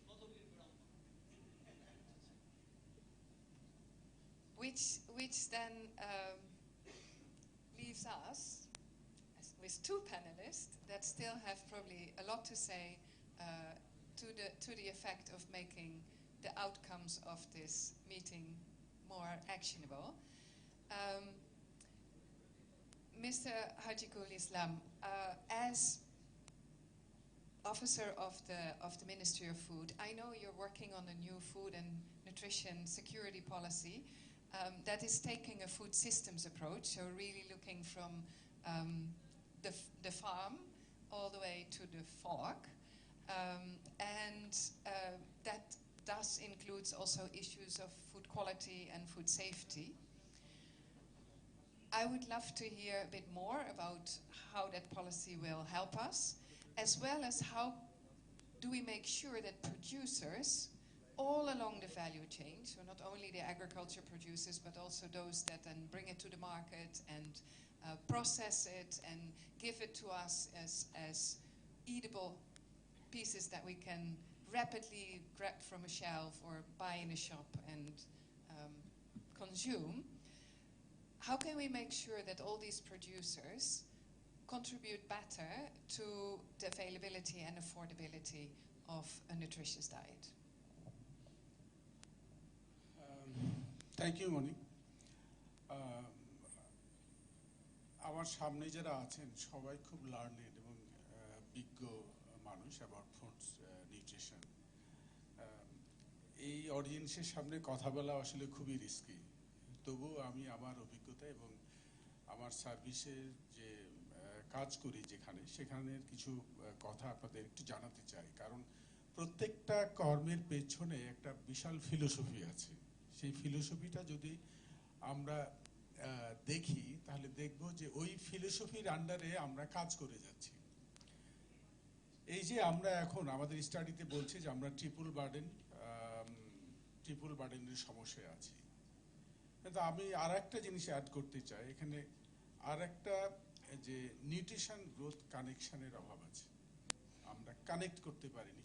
আমাদের যে গ্রোথটা হচ্ছে economic growth, সেইটার সাথে it doesn't maintain the pace with the economic growth and the nutritional improvement growth.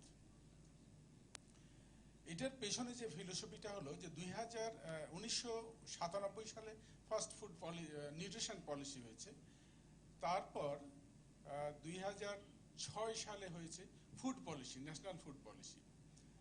আমরা 2006-এ যখন food পলিসিটা করি, তখন আমরা যে সেই সময়ের যে কনটেক্সট, তখন আমরা ফুড প্রোডাকশন এবং কিভাবে প্রভার্টিকে অ্যালিভিয়েট করা যায়, অ্যাক্সেস মানে গরিব মানুষের পারচেজিং পাওয়ার কিভাবে বাড়ানো যায়, সেটা নিয়েই বেশি ব্যস্ত ছিলাম। আমরা নিউট্রিশনকে ততটা গুরুত্ব দিতে পারিনি because of the lack of our knowledge, অথবা আমরা ততটা ভিশনারি ছিলাম না। এই দুইটা জায়গায় একটা সমস্যা আছে। আপনারা দেখবেন যে 2006-এর যে ফুড পলিসি, সেখানে তিনটা জিনিসের উপর গুরুত্ব দেওয়া হয়েছিল, একটা প্রোডাকশন, অ্যাক্সেস অ্যান্ড নিউট্রিশন, কিন্তু এই ফুড ইউটিলাইজেশন, কিন্তু ইউটিলাইজেশনের উপর ইমফেসিসটা অনেক কম ছিল। আমরা 2006 সালে ইকোনমিস্ট, এগ্রিকালচারিস্ট এবং নিউট্রিশনিস্ট এইরকম 250 জ্ঞানী মানুষকে ডেকেছিলাম, ডেকে একটা ওয়ার্কশপ করেছিলাম। ওয়ার্কশপ করে আমরা একটা রিসার্চ ডাইজেস্ট করেছিলাম। সেখানে বলেছিলাম যে আমরা আগামী 10 বছরে কি কি বিষয়ে রিসার্চ করব। তা আপনারা শুনে অবাক হবেন যে আজকে আমরা যে নিউট্রিশনের কথা যেভাবে বলছি, তখন কিন্তু মানুষ সেভাবে বলতো না। মানুষ বলেছে যে আমরা প্রোডাকশনের উপর গুরুত্ব দিব, আমরা প্রভার্টি রিডাকশনের উপর গুরুত্ব দিব। অনলি 5% মানুষ বলেছিল যে আমরা নিউট্রিশনের উপর গুরুত্ব দিতে হবে। আপনি দেখেন ওই যে ফিলোসফি, আমরা যে ফিলোসফি নিয়ে ফুড পলিসি করেছি, তার অ্যাকশন হচ্ছে যে আমরা 2011 থেকে 2015 পর্যন্ত ফুড অ্যান্ড নিউট্রিশন সিকিউরিটি পলিসিতে গভর্নমেন্ট এবং ডেভেলপমেন্ট পার্টনার যৌথভাবে বাংলাদেশে যে বিনিয়োগ করেছিল, এই কয়েক বছরের বিনিয়োগে 14 বিলিয়ন মার্কিন ডলার বিনিয়োগ হয়েছে দেশে। মাত্র 2.8% বিনিয়োগ হয়েছে নিউট্রিশন। আপনি কিভাবে আশা করবেন যে আমার ইকোনমিক গ্রোথের সাথে আমার নিউট্রিশনাল ইমপ্রুভমেন্ট গ্রোথ কি পেশ করবে, সঙ্গতি রেখে চলবে? কারণ আমার ফিলোসফি অন্য জায়গায়, আমি এখানে আনতে পারিনি। আমরা আজকে যেভাবে এই নিউট্রিশনের কথা বলছি, এটা একটা শুভ লক্ষণ, এবং এই শুভ লক্ষণের প্রতিফলন হচ্ছে যে আমরা কান্ট্রি ইনভেস্টমেন্ট প্ল্যান 2 করেছি for food and nutrition security. আমরা একটা নতুন food and nutrition security policy করছি, যেটা মনে একটু আগে বলল, যেখানে আমরা নিউট্রিশনকে ইমফ্যাসিস দিচ্ছি। এইটাই হচ্ছে আমাদের অগ্রগতি, এবং আগামী দশকে আমরা আশা করছি নিউট্রিশন এই ইমপ্রুভমেন্টটা বিগত দশকের যে ইমপ্রুভমেন্ট তার চেয়ে অনেক দূর এগিয়ে যাব। আমি আর একটা মানে ক্লু বলি আপনাদের, যেমন দেখেন আমরা প্রতি বছর 2.8 million metric ton food grain গরিবদের মাঝে বিতরণ করি। এটা কি করি? ফুড অ্যান্ড নিউট্রিশনের নামে আমরা গরিবদের মাঝে বিতরণ করি। এই কি বিতরণ করি? এর মাধ্যমে অনলি রাইস অ্যান্ড হুইট, যেটা এনার্জিকে বাড়ায়। এই রাইস অ্যান্ড হুইটের এনার্জি এমনি তো মার্কেটে কম দাম, আমরা এইটার উপর সাবসিডি দিয়ে আরো কম দাম করে ফেলছি, যেন গরিব মানুষ রাইস অ্যান্ড হুইট বেশি খায়। কই, আমরা তো লেন্টিন দিই না, যেন গরিব মানুষের একটু প্রোটিন হয়।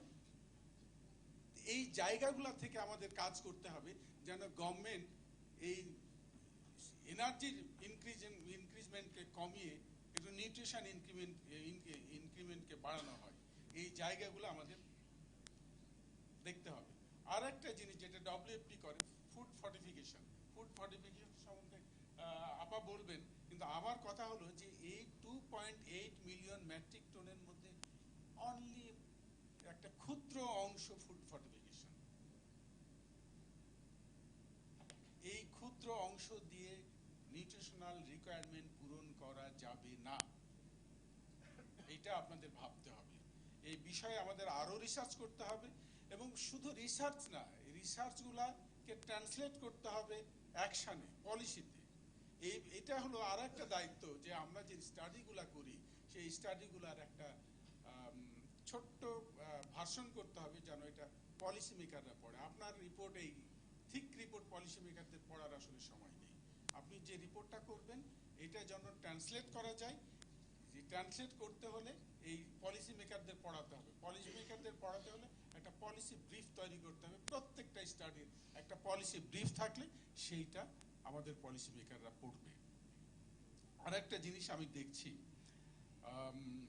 যে এখন যে PFDS আমরা দিচ্ছি, সেটা তো বললাম যে ক্যালোরিকেই শুধু এনরিচ করছে। তার মানে সাবসিডি আমরা যে দিচ্ছি, গভর্নমেন্ট যে সাবসিডি দিচ্ছে, সেইটা এনার্জিতে দিচ্ছে, নট নিউট্রিশন।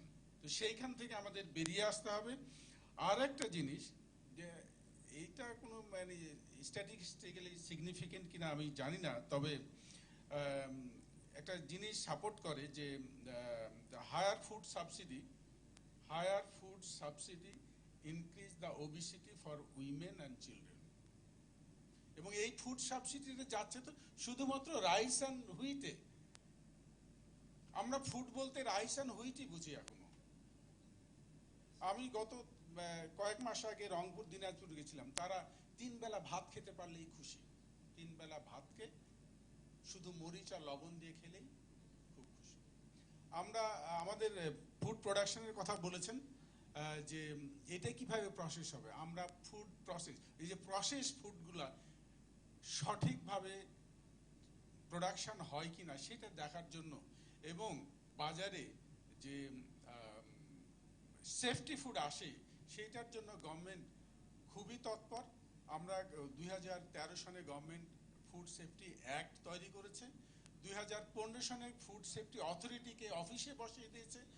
তারা কিছু আইন প্রবিধিমালা তৈরি করেছে, কিন্তু দুঃখের সাথে বলতে হয় যে অনেক প্রবিধিমালা আইন অনেক ফুড প্রোডাকশনের সাথে যেসব কোম্পানি জড়িত আছে সেটাও মানে না। আমি জানি না গভর্নমেন্ট সেক্টরও মানতে পারছে কিনা এই প্রবিধিমালাগুলা, কারণ ওখানে একটা এক্সাম্পল দিই যে ফুড প্যাকেজিং এর একটা রুল আছে, প্রবিধিমালা আছে, এটা ফুড সেফটি কর্তৃক প্রণীত।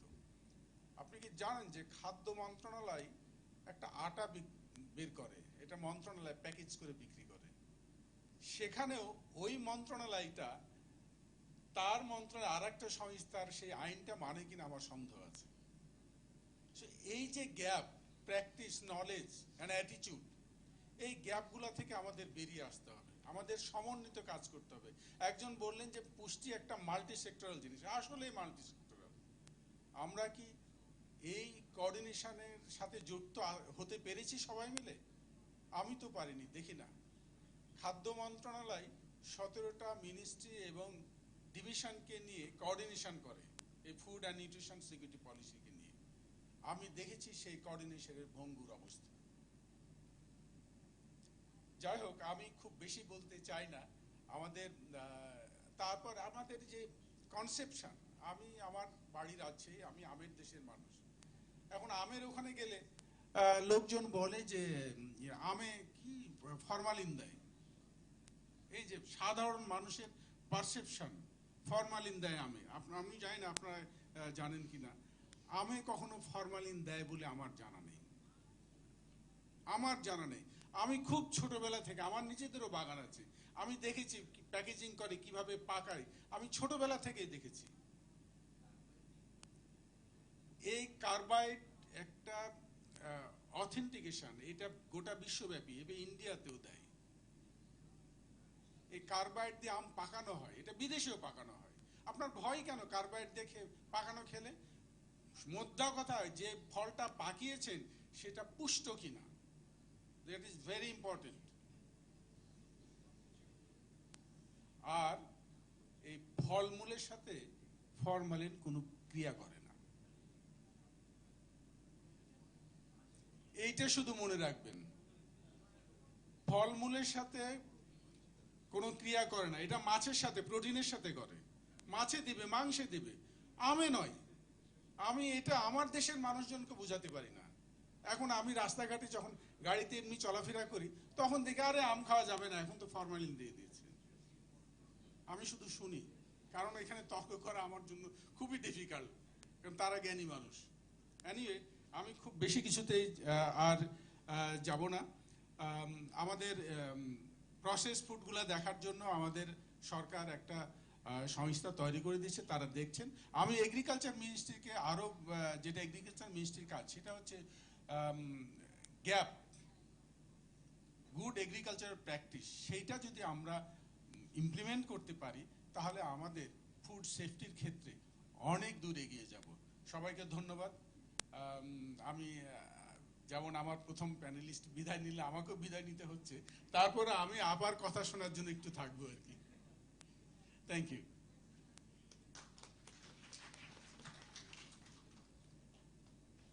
Thank you for hanging in here. That's really very much appreciated. Dr. Nasma, as a professor in the Institute of Nutrition and Food Sciences, can you tell us how you do see the contribution of the different stakeholders to enhance nutrition outcomes, preventing undernutrition as well as overnutrition, and including micronutrient deficiencies?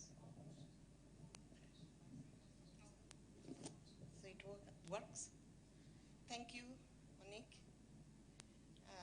Yes, I was a part of this exercise, though from the very beginning I have that some difference with the expert Saskia. This is the gap analysis at the household level and the costing. And this exercise, I thought it is more theoretical than the actual, because the importance of nutrient gap analysis at the individual, I want to give the emphasis on that, because nutrition is a very enormously complex thing. And the healthy diet widely vary between the sex, age, the life cycle approach, bioavailability, many factors is there. So from that per capita consumption data and the dietary guidelines, in that dietary guidelines, the requirement for different professional groups. The same person, if it is sedentary, the requirement is one. If it is moderately active, the requirement is another. If it is heavy worker, the requirement is different. So how they adjust this requirement, that is also the another question. So I think the gap analysis should be done at the individual level. And I'm happy to inform you that we are going to start to identification of nutrient gap from this January under MUCH project. And there is another thing, that is the food cost assessment is according to food, but there should be nutrient profiling of the food. How much nutrient is giving the particular food and what is the cost.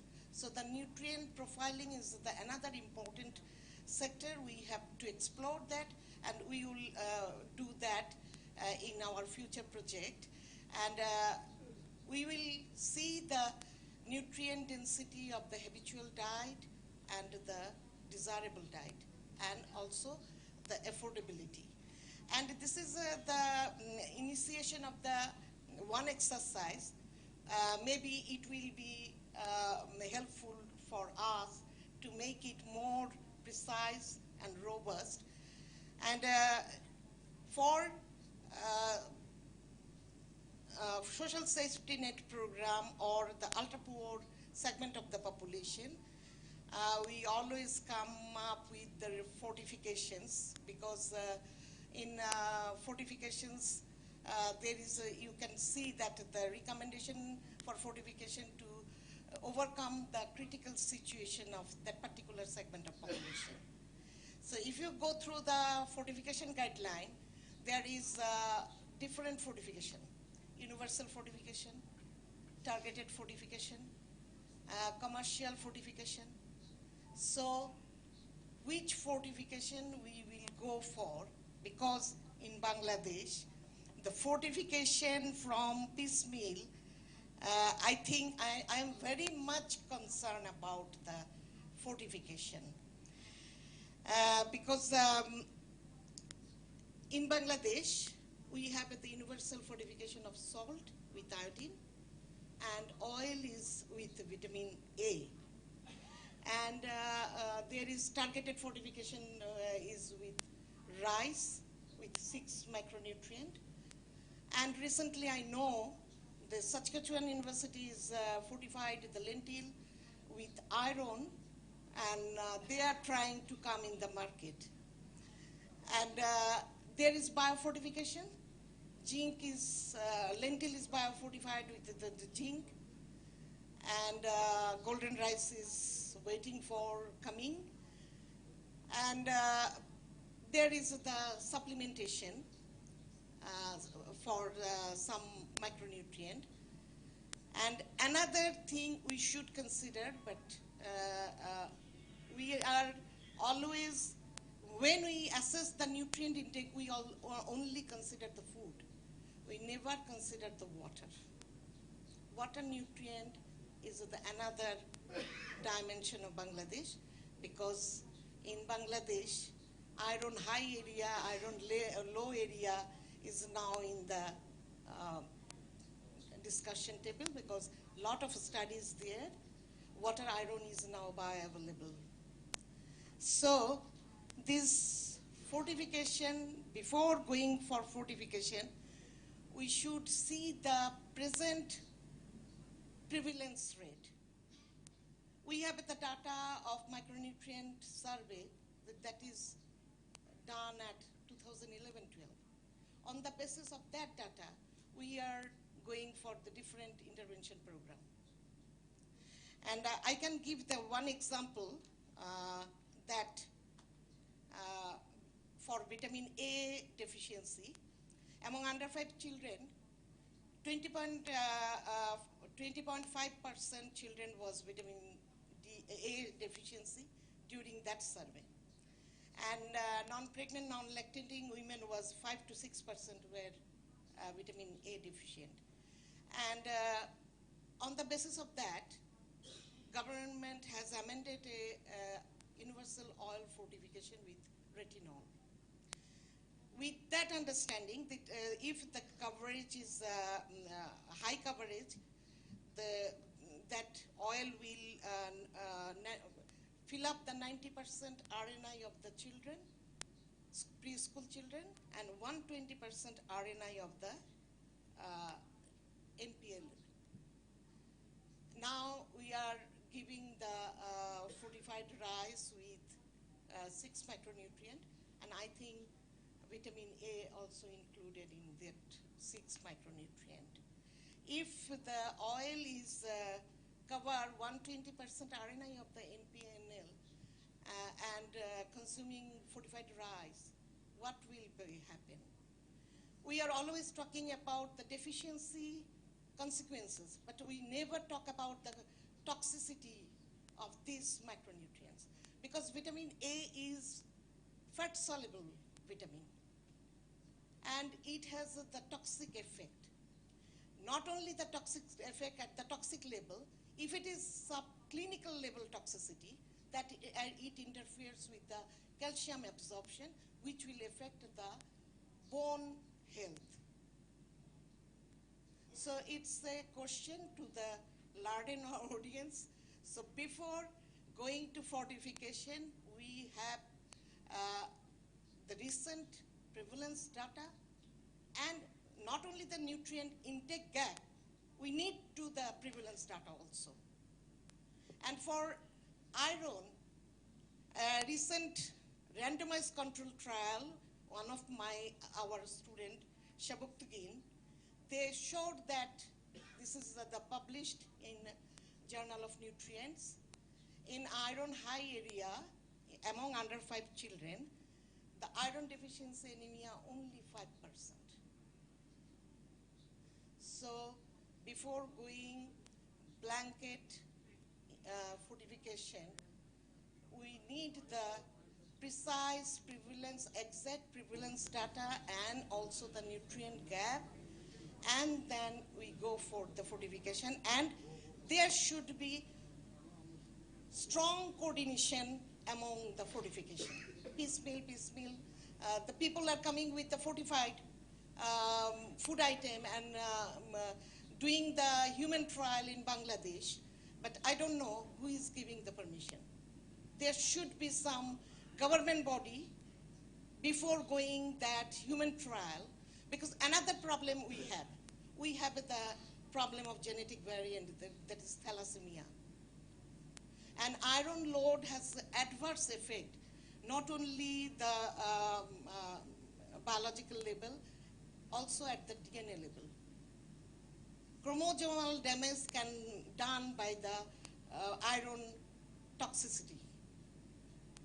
And we have the thalassemia, and thalassemia prevalence we don't know.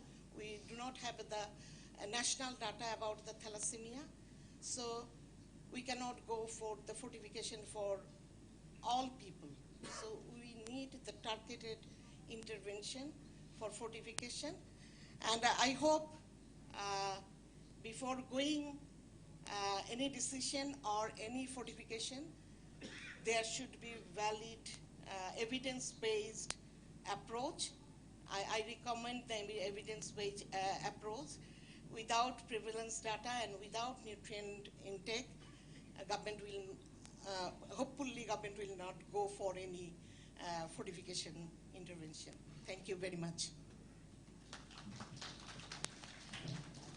Thank you, Dr. Nasma, for clarifying this important difference between the economic analysis of the nutrient gap and individual nutrient requirements and gaps as a result of specific individual nutrient and energy needs, as well as activity level, related to activity levels and a phase of the life cycle. I think it's very important, and I think the issue that you raise with regards to coordination and making sure that there is a good understanding of the actual prevalences of the individual micronutrients and relate that to a proper formulation of dose fortifications is very important. Indeed, in Bangladesh, I think the part of iron-based iron deficiency anemia is relatively low, but there's many other micronutrients that are engaged in anemia that are still causing anemia to be there. So we need to have the right formulation and the right type of fortification. And I think if we can come to a joint fortification platform between all the ministries that are relevant to fortification, we might have a good opportunity to actually engage in that coordination and support government in making the correct choices and decisions in that respect. I very much appreciate that. And it's good to hear that March will actually be supporting this. I'm looking at our moderators to see if there's any time for questions from the floor. Only 2 minutes. That means 2 questions. Sir, can someone? Thank you. I was not giving the expert's opinion. But what I was wondering, when we are talking about the micronutrients, the impact, these nutrition impacts on whom? Especially if we look at to the children, as we are talking about the future generation. When I listened Shine about, she was talking about the thalassemia.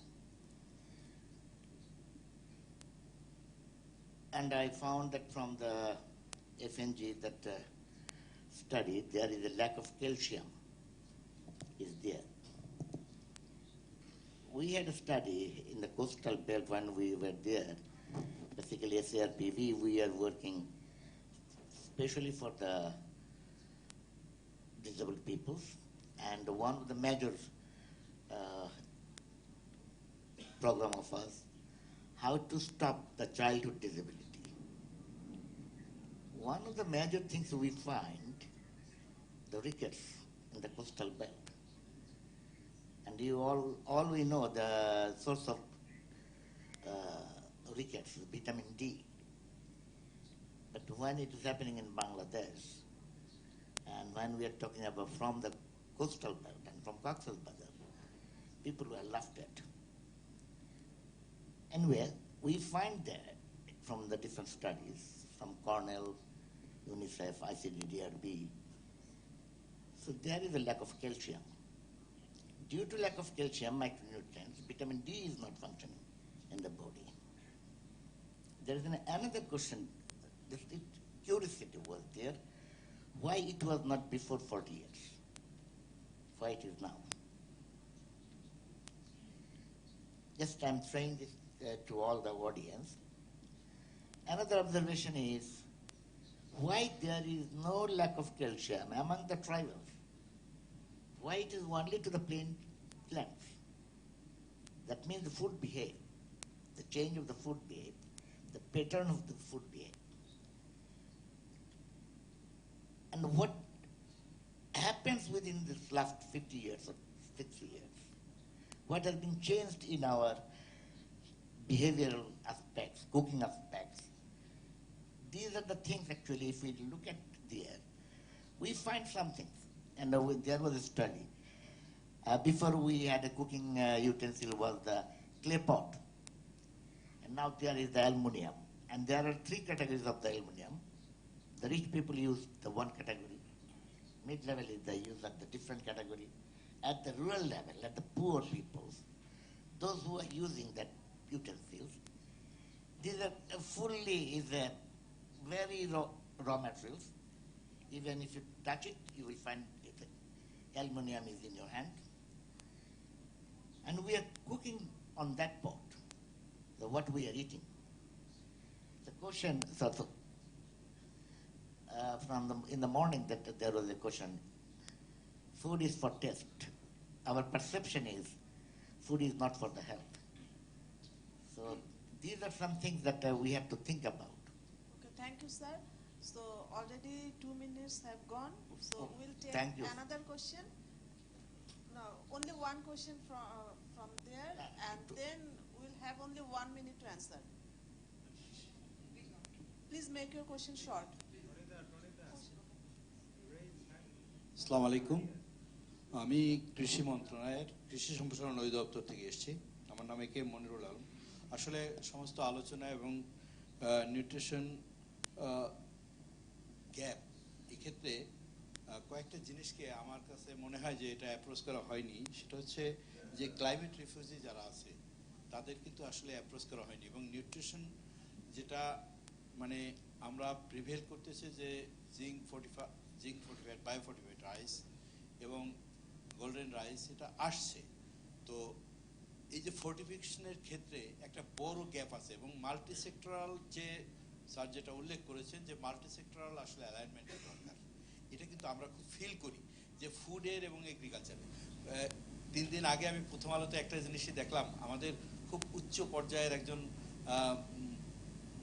মানে ব্যক্তি বলেছেন যে কচু ছাড়া আর কোথাও formalin নেই আসলে এই তথ্যগুলো মানুষের কাছে এমন ভাবে কচু ছাড়া সব জায়গায় ফরমালিন দেওয়া হয় খাদ্যে তো এইটা আসলে এই তথ্যগুলা এত বাজেভাবে যাচ্ছে যে একটা ফ্রুট খাইতে মানুষ কিন্তু ভয় পাচ্ছে অথচ ফ্রুটের মধ্যে আল্লাহ তাআলার নিহিত সমস্তই আছে এবং আর একটা জিনিস খুব খেয়াল রাখা দরকার আমাদের স্কুল ফিডিং প্রোগ্রামে ভবিষ্যৎ থেকে এই অতি সত্বরই এটা শুরু হবে সমস্ত স্কুলে শুরু হবে তার আগে জানি বেসলাইন সার্ভেটা করা হয় এটা কম্পিটেন্ট অথরিটিকে আমি জানাতে চাই যে ধন্যবাদ স্যার আপনার পরামর্শ এটা সবাইকে খেয়াল রাখার জন্য আমি আমরা আনসার সেশনে চলে যাব আমরা প্যানেল মেম্বারদের অনুরোধ করব 1 মিনিটের মধ্যে প্রশ্নের উত্তর দেওয়ার জন্য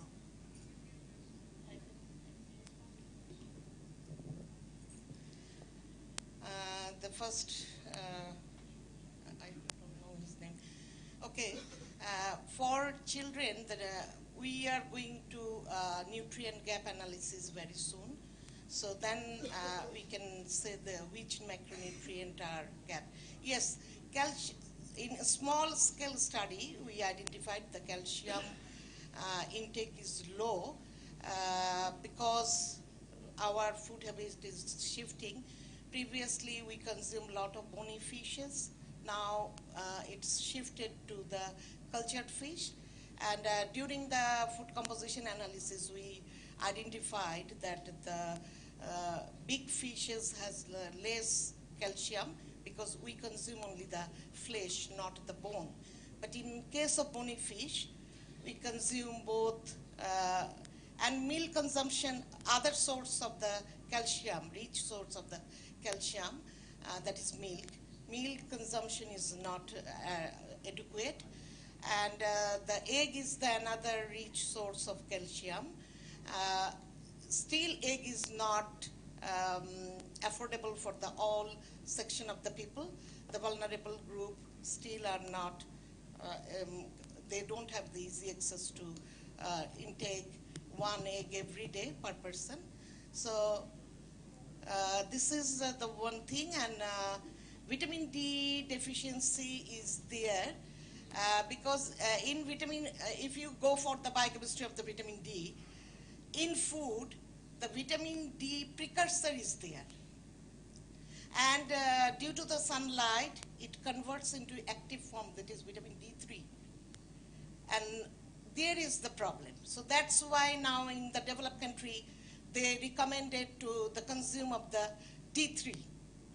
When the calcium supplement, it is with vitamin D3. So that is another thing. So we don't know what is going on in our children. So after nutrient gap analysis at the individual level, we can give the answer. And another thing is the golden rice and zinc fortified. If you go for the golden rice, then you have to stop the supplementation. So either one. So that's why I suggest for coordinated fortification, whatever biofortified or fortified or commercially fortified. So there should be some coordination and there should be some body, otherwise it will be create another dimension of the health problem. Thank you.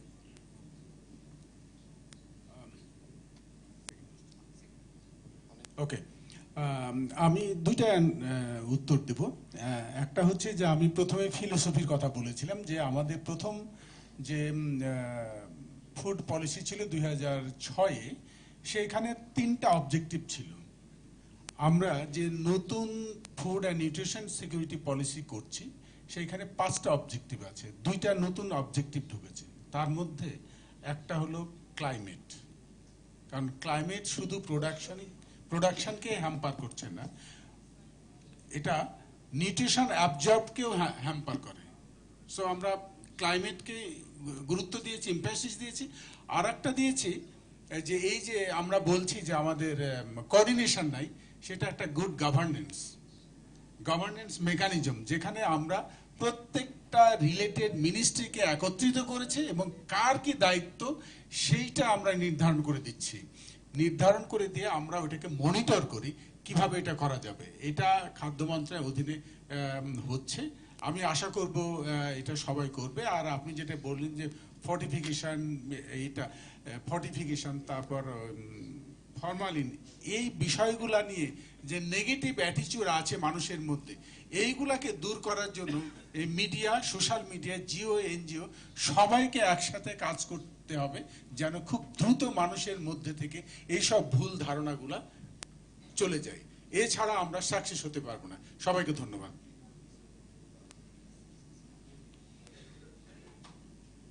Thank you, sir. I think that's a very. Oh, let me use my own mic.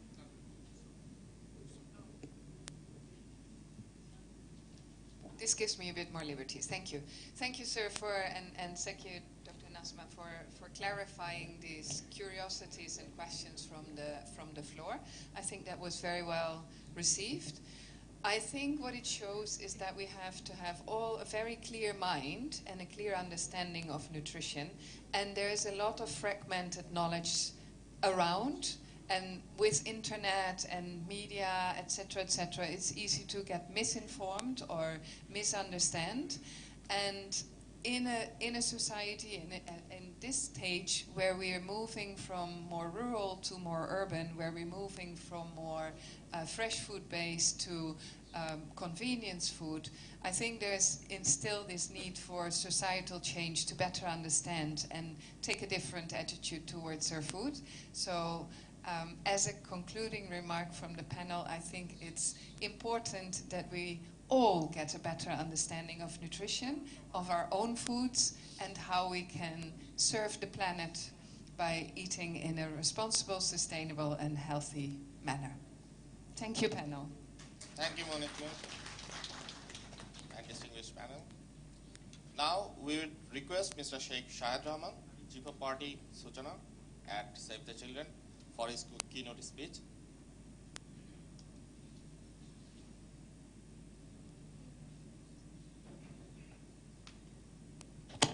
Thank you. Thank you for the invitation and respected, distinguished invitees and the present, all the colleagues here. Please bear with me. I know it's lunchtime.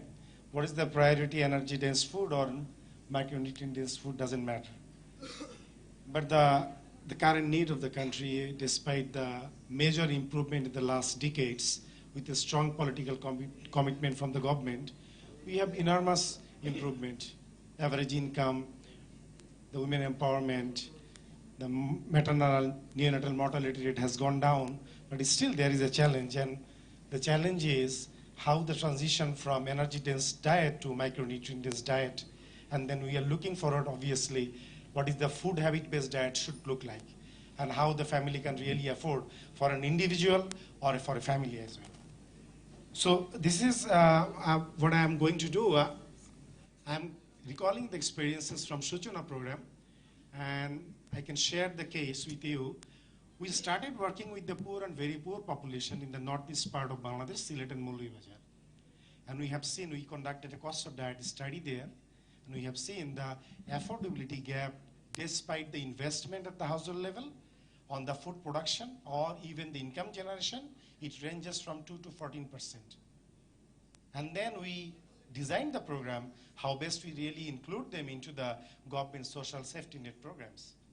And in case of maternity allowance, the current offer that shows that the deficit is still there and it should be double.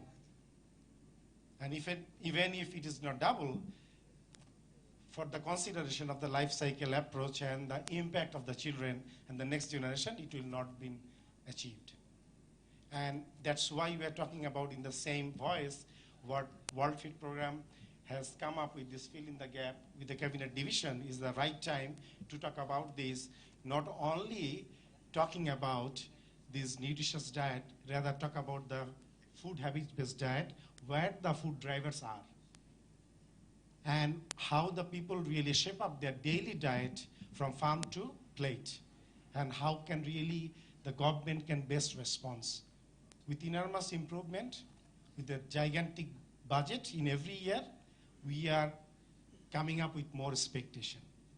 And if we calculate the cost per health and nutrition service delivery, or cost per diet, or for the poor and very poor population, there is huge gap remains. And I would like to really request the government colleagues and how to best really have a better advocacy on the large amount of investment for the food security and nutrition component with a targeted approach, obviously with a better focus for the poor and very poor population. Just look at a recent example, the market system currently we are experiencing. পেঁয়াজের দাম বাড়ার কারণে আমাদের দেশের সার্বিক অবস্থা. And one single event that the fragile market system, we are talking about the value chain, but how about the incentives for the market actors? How government is really working with them, both the private actors and the government system. And we have not been efficient in dealing with those risks. And when there is a shock, if it is flood, or if it is drought, heavy downpour, we always face a challenge in the market system. And this fragile market system cannot really make us in a position to to buy the nutritious diet or food habit-based diet.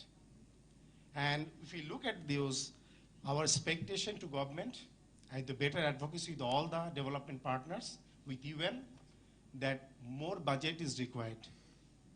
And Shahneaz sir has rightly mentioned only 2% has been allocated for this from the public expenditure. Is it enough to only talk about or for an action? Multi-sectoral approach, Bangladesh as per the WHO guideline and all other guidelines, that we are in a better shape when there is a policy mapping, that we are in a better shape. We have the policy, we have the guideline, we have the strategy, everything is there. But still the money is not there. So it's the right time to call. Let's put forward this agenda that we need more money for the food security nutrition component, for the targeted approach, poor and very poor, adolescent, and the demographic transition that we are crossing over now. It's the right time to work together. Thank you very much, and we look forward to work together. Thank you, Mr. Sheikh Shahid Rahman, for your very precise speech. Now, we would like to request Mr. Alpha Ba, Acting Country Director of World Food Program, Bangladesh, to deliver his closing remarks on behalf of the chair of the meeting. Please welcome Mr. Alpha Ba.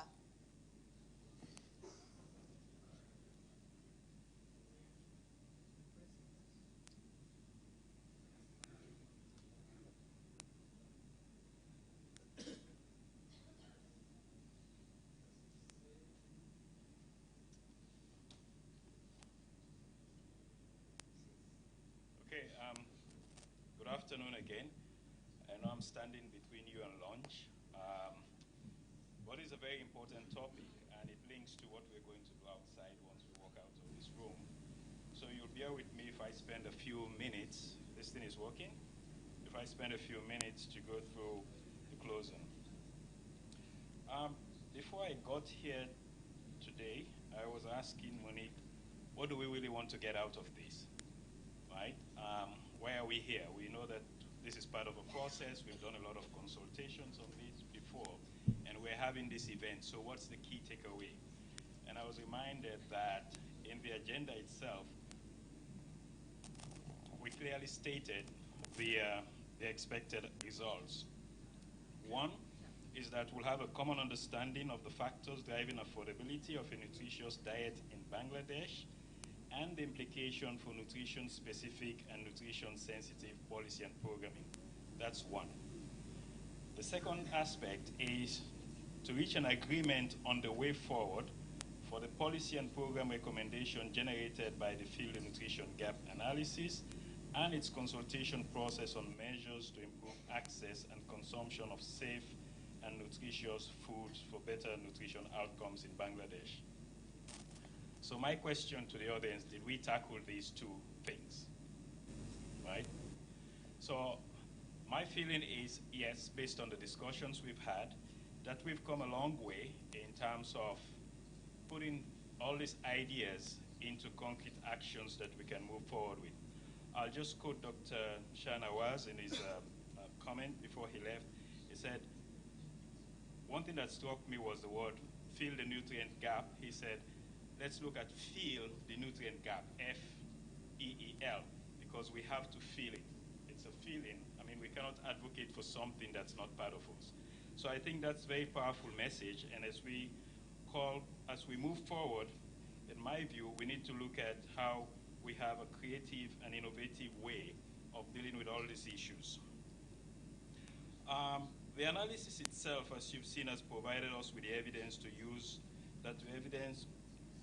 evidence to use to improve nutrition outcomes, improving social, behavioral, and behavioral change communication messaging, enhancing food quality and safety, strengthening the understanding of age-specific nutrition needs, and using a multi-sectoral approach which will help us reach that goal. Also, now we must ensure implementation of the recommendations in other programs across all sectors. We started by saying that this is a multi-sectoral thing.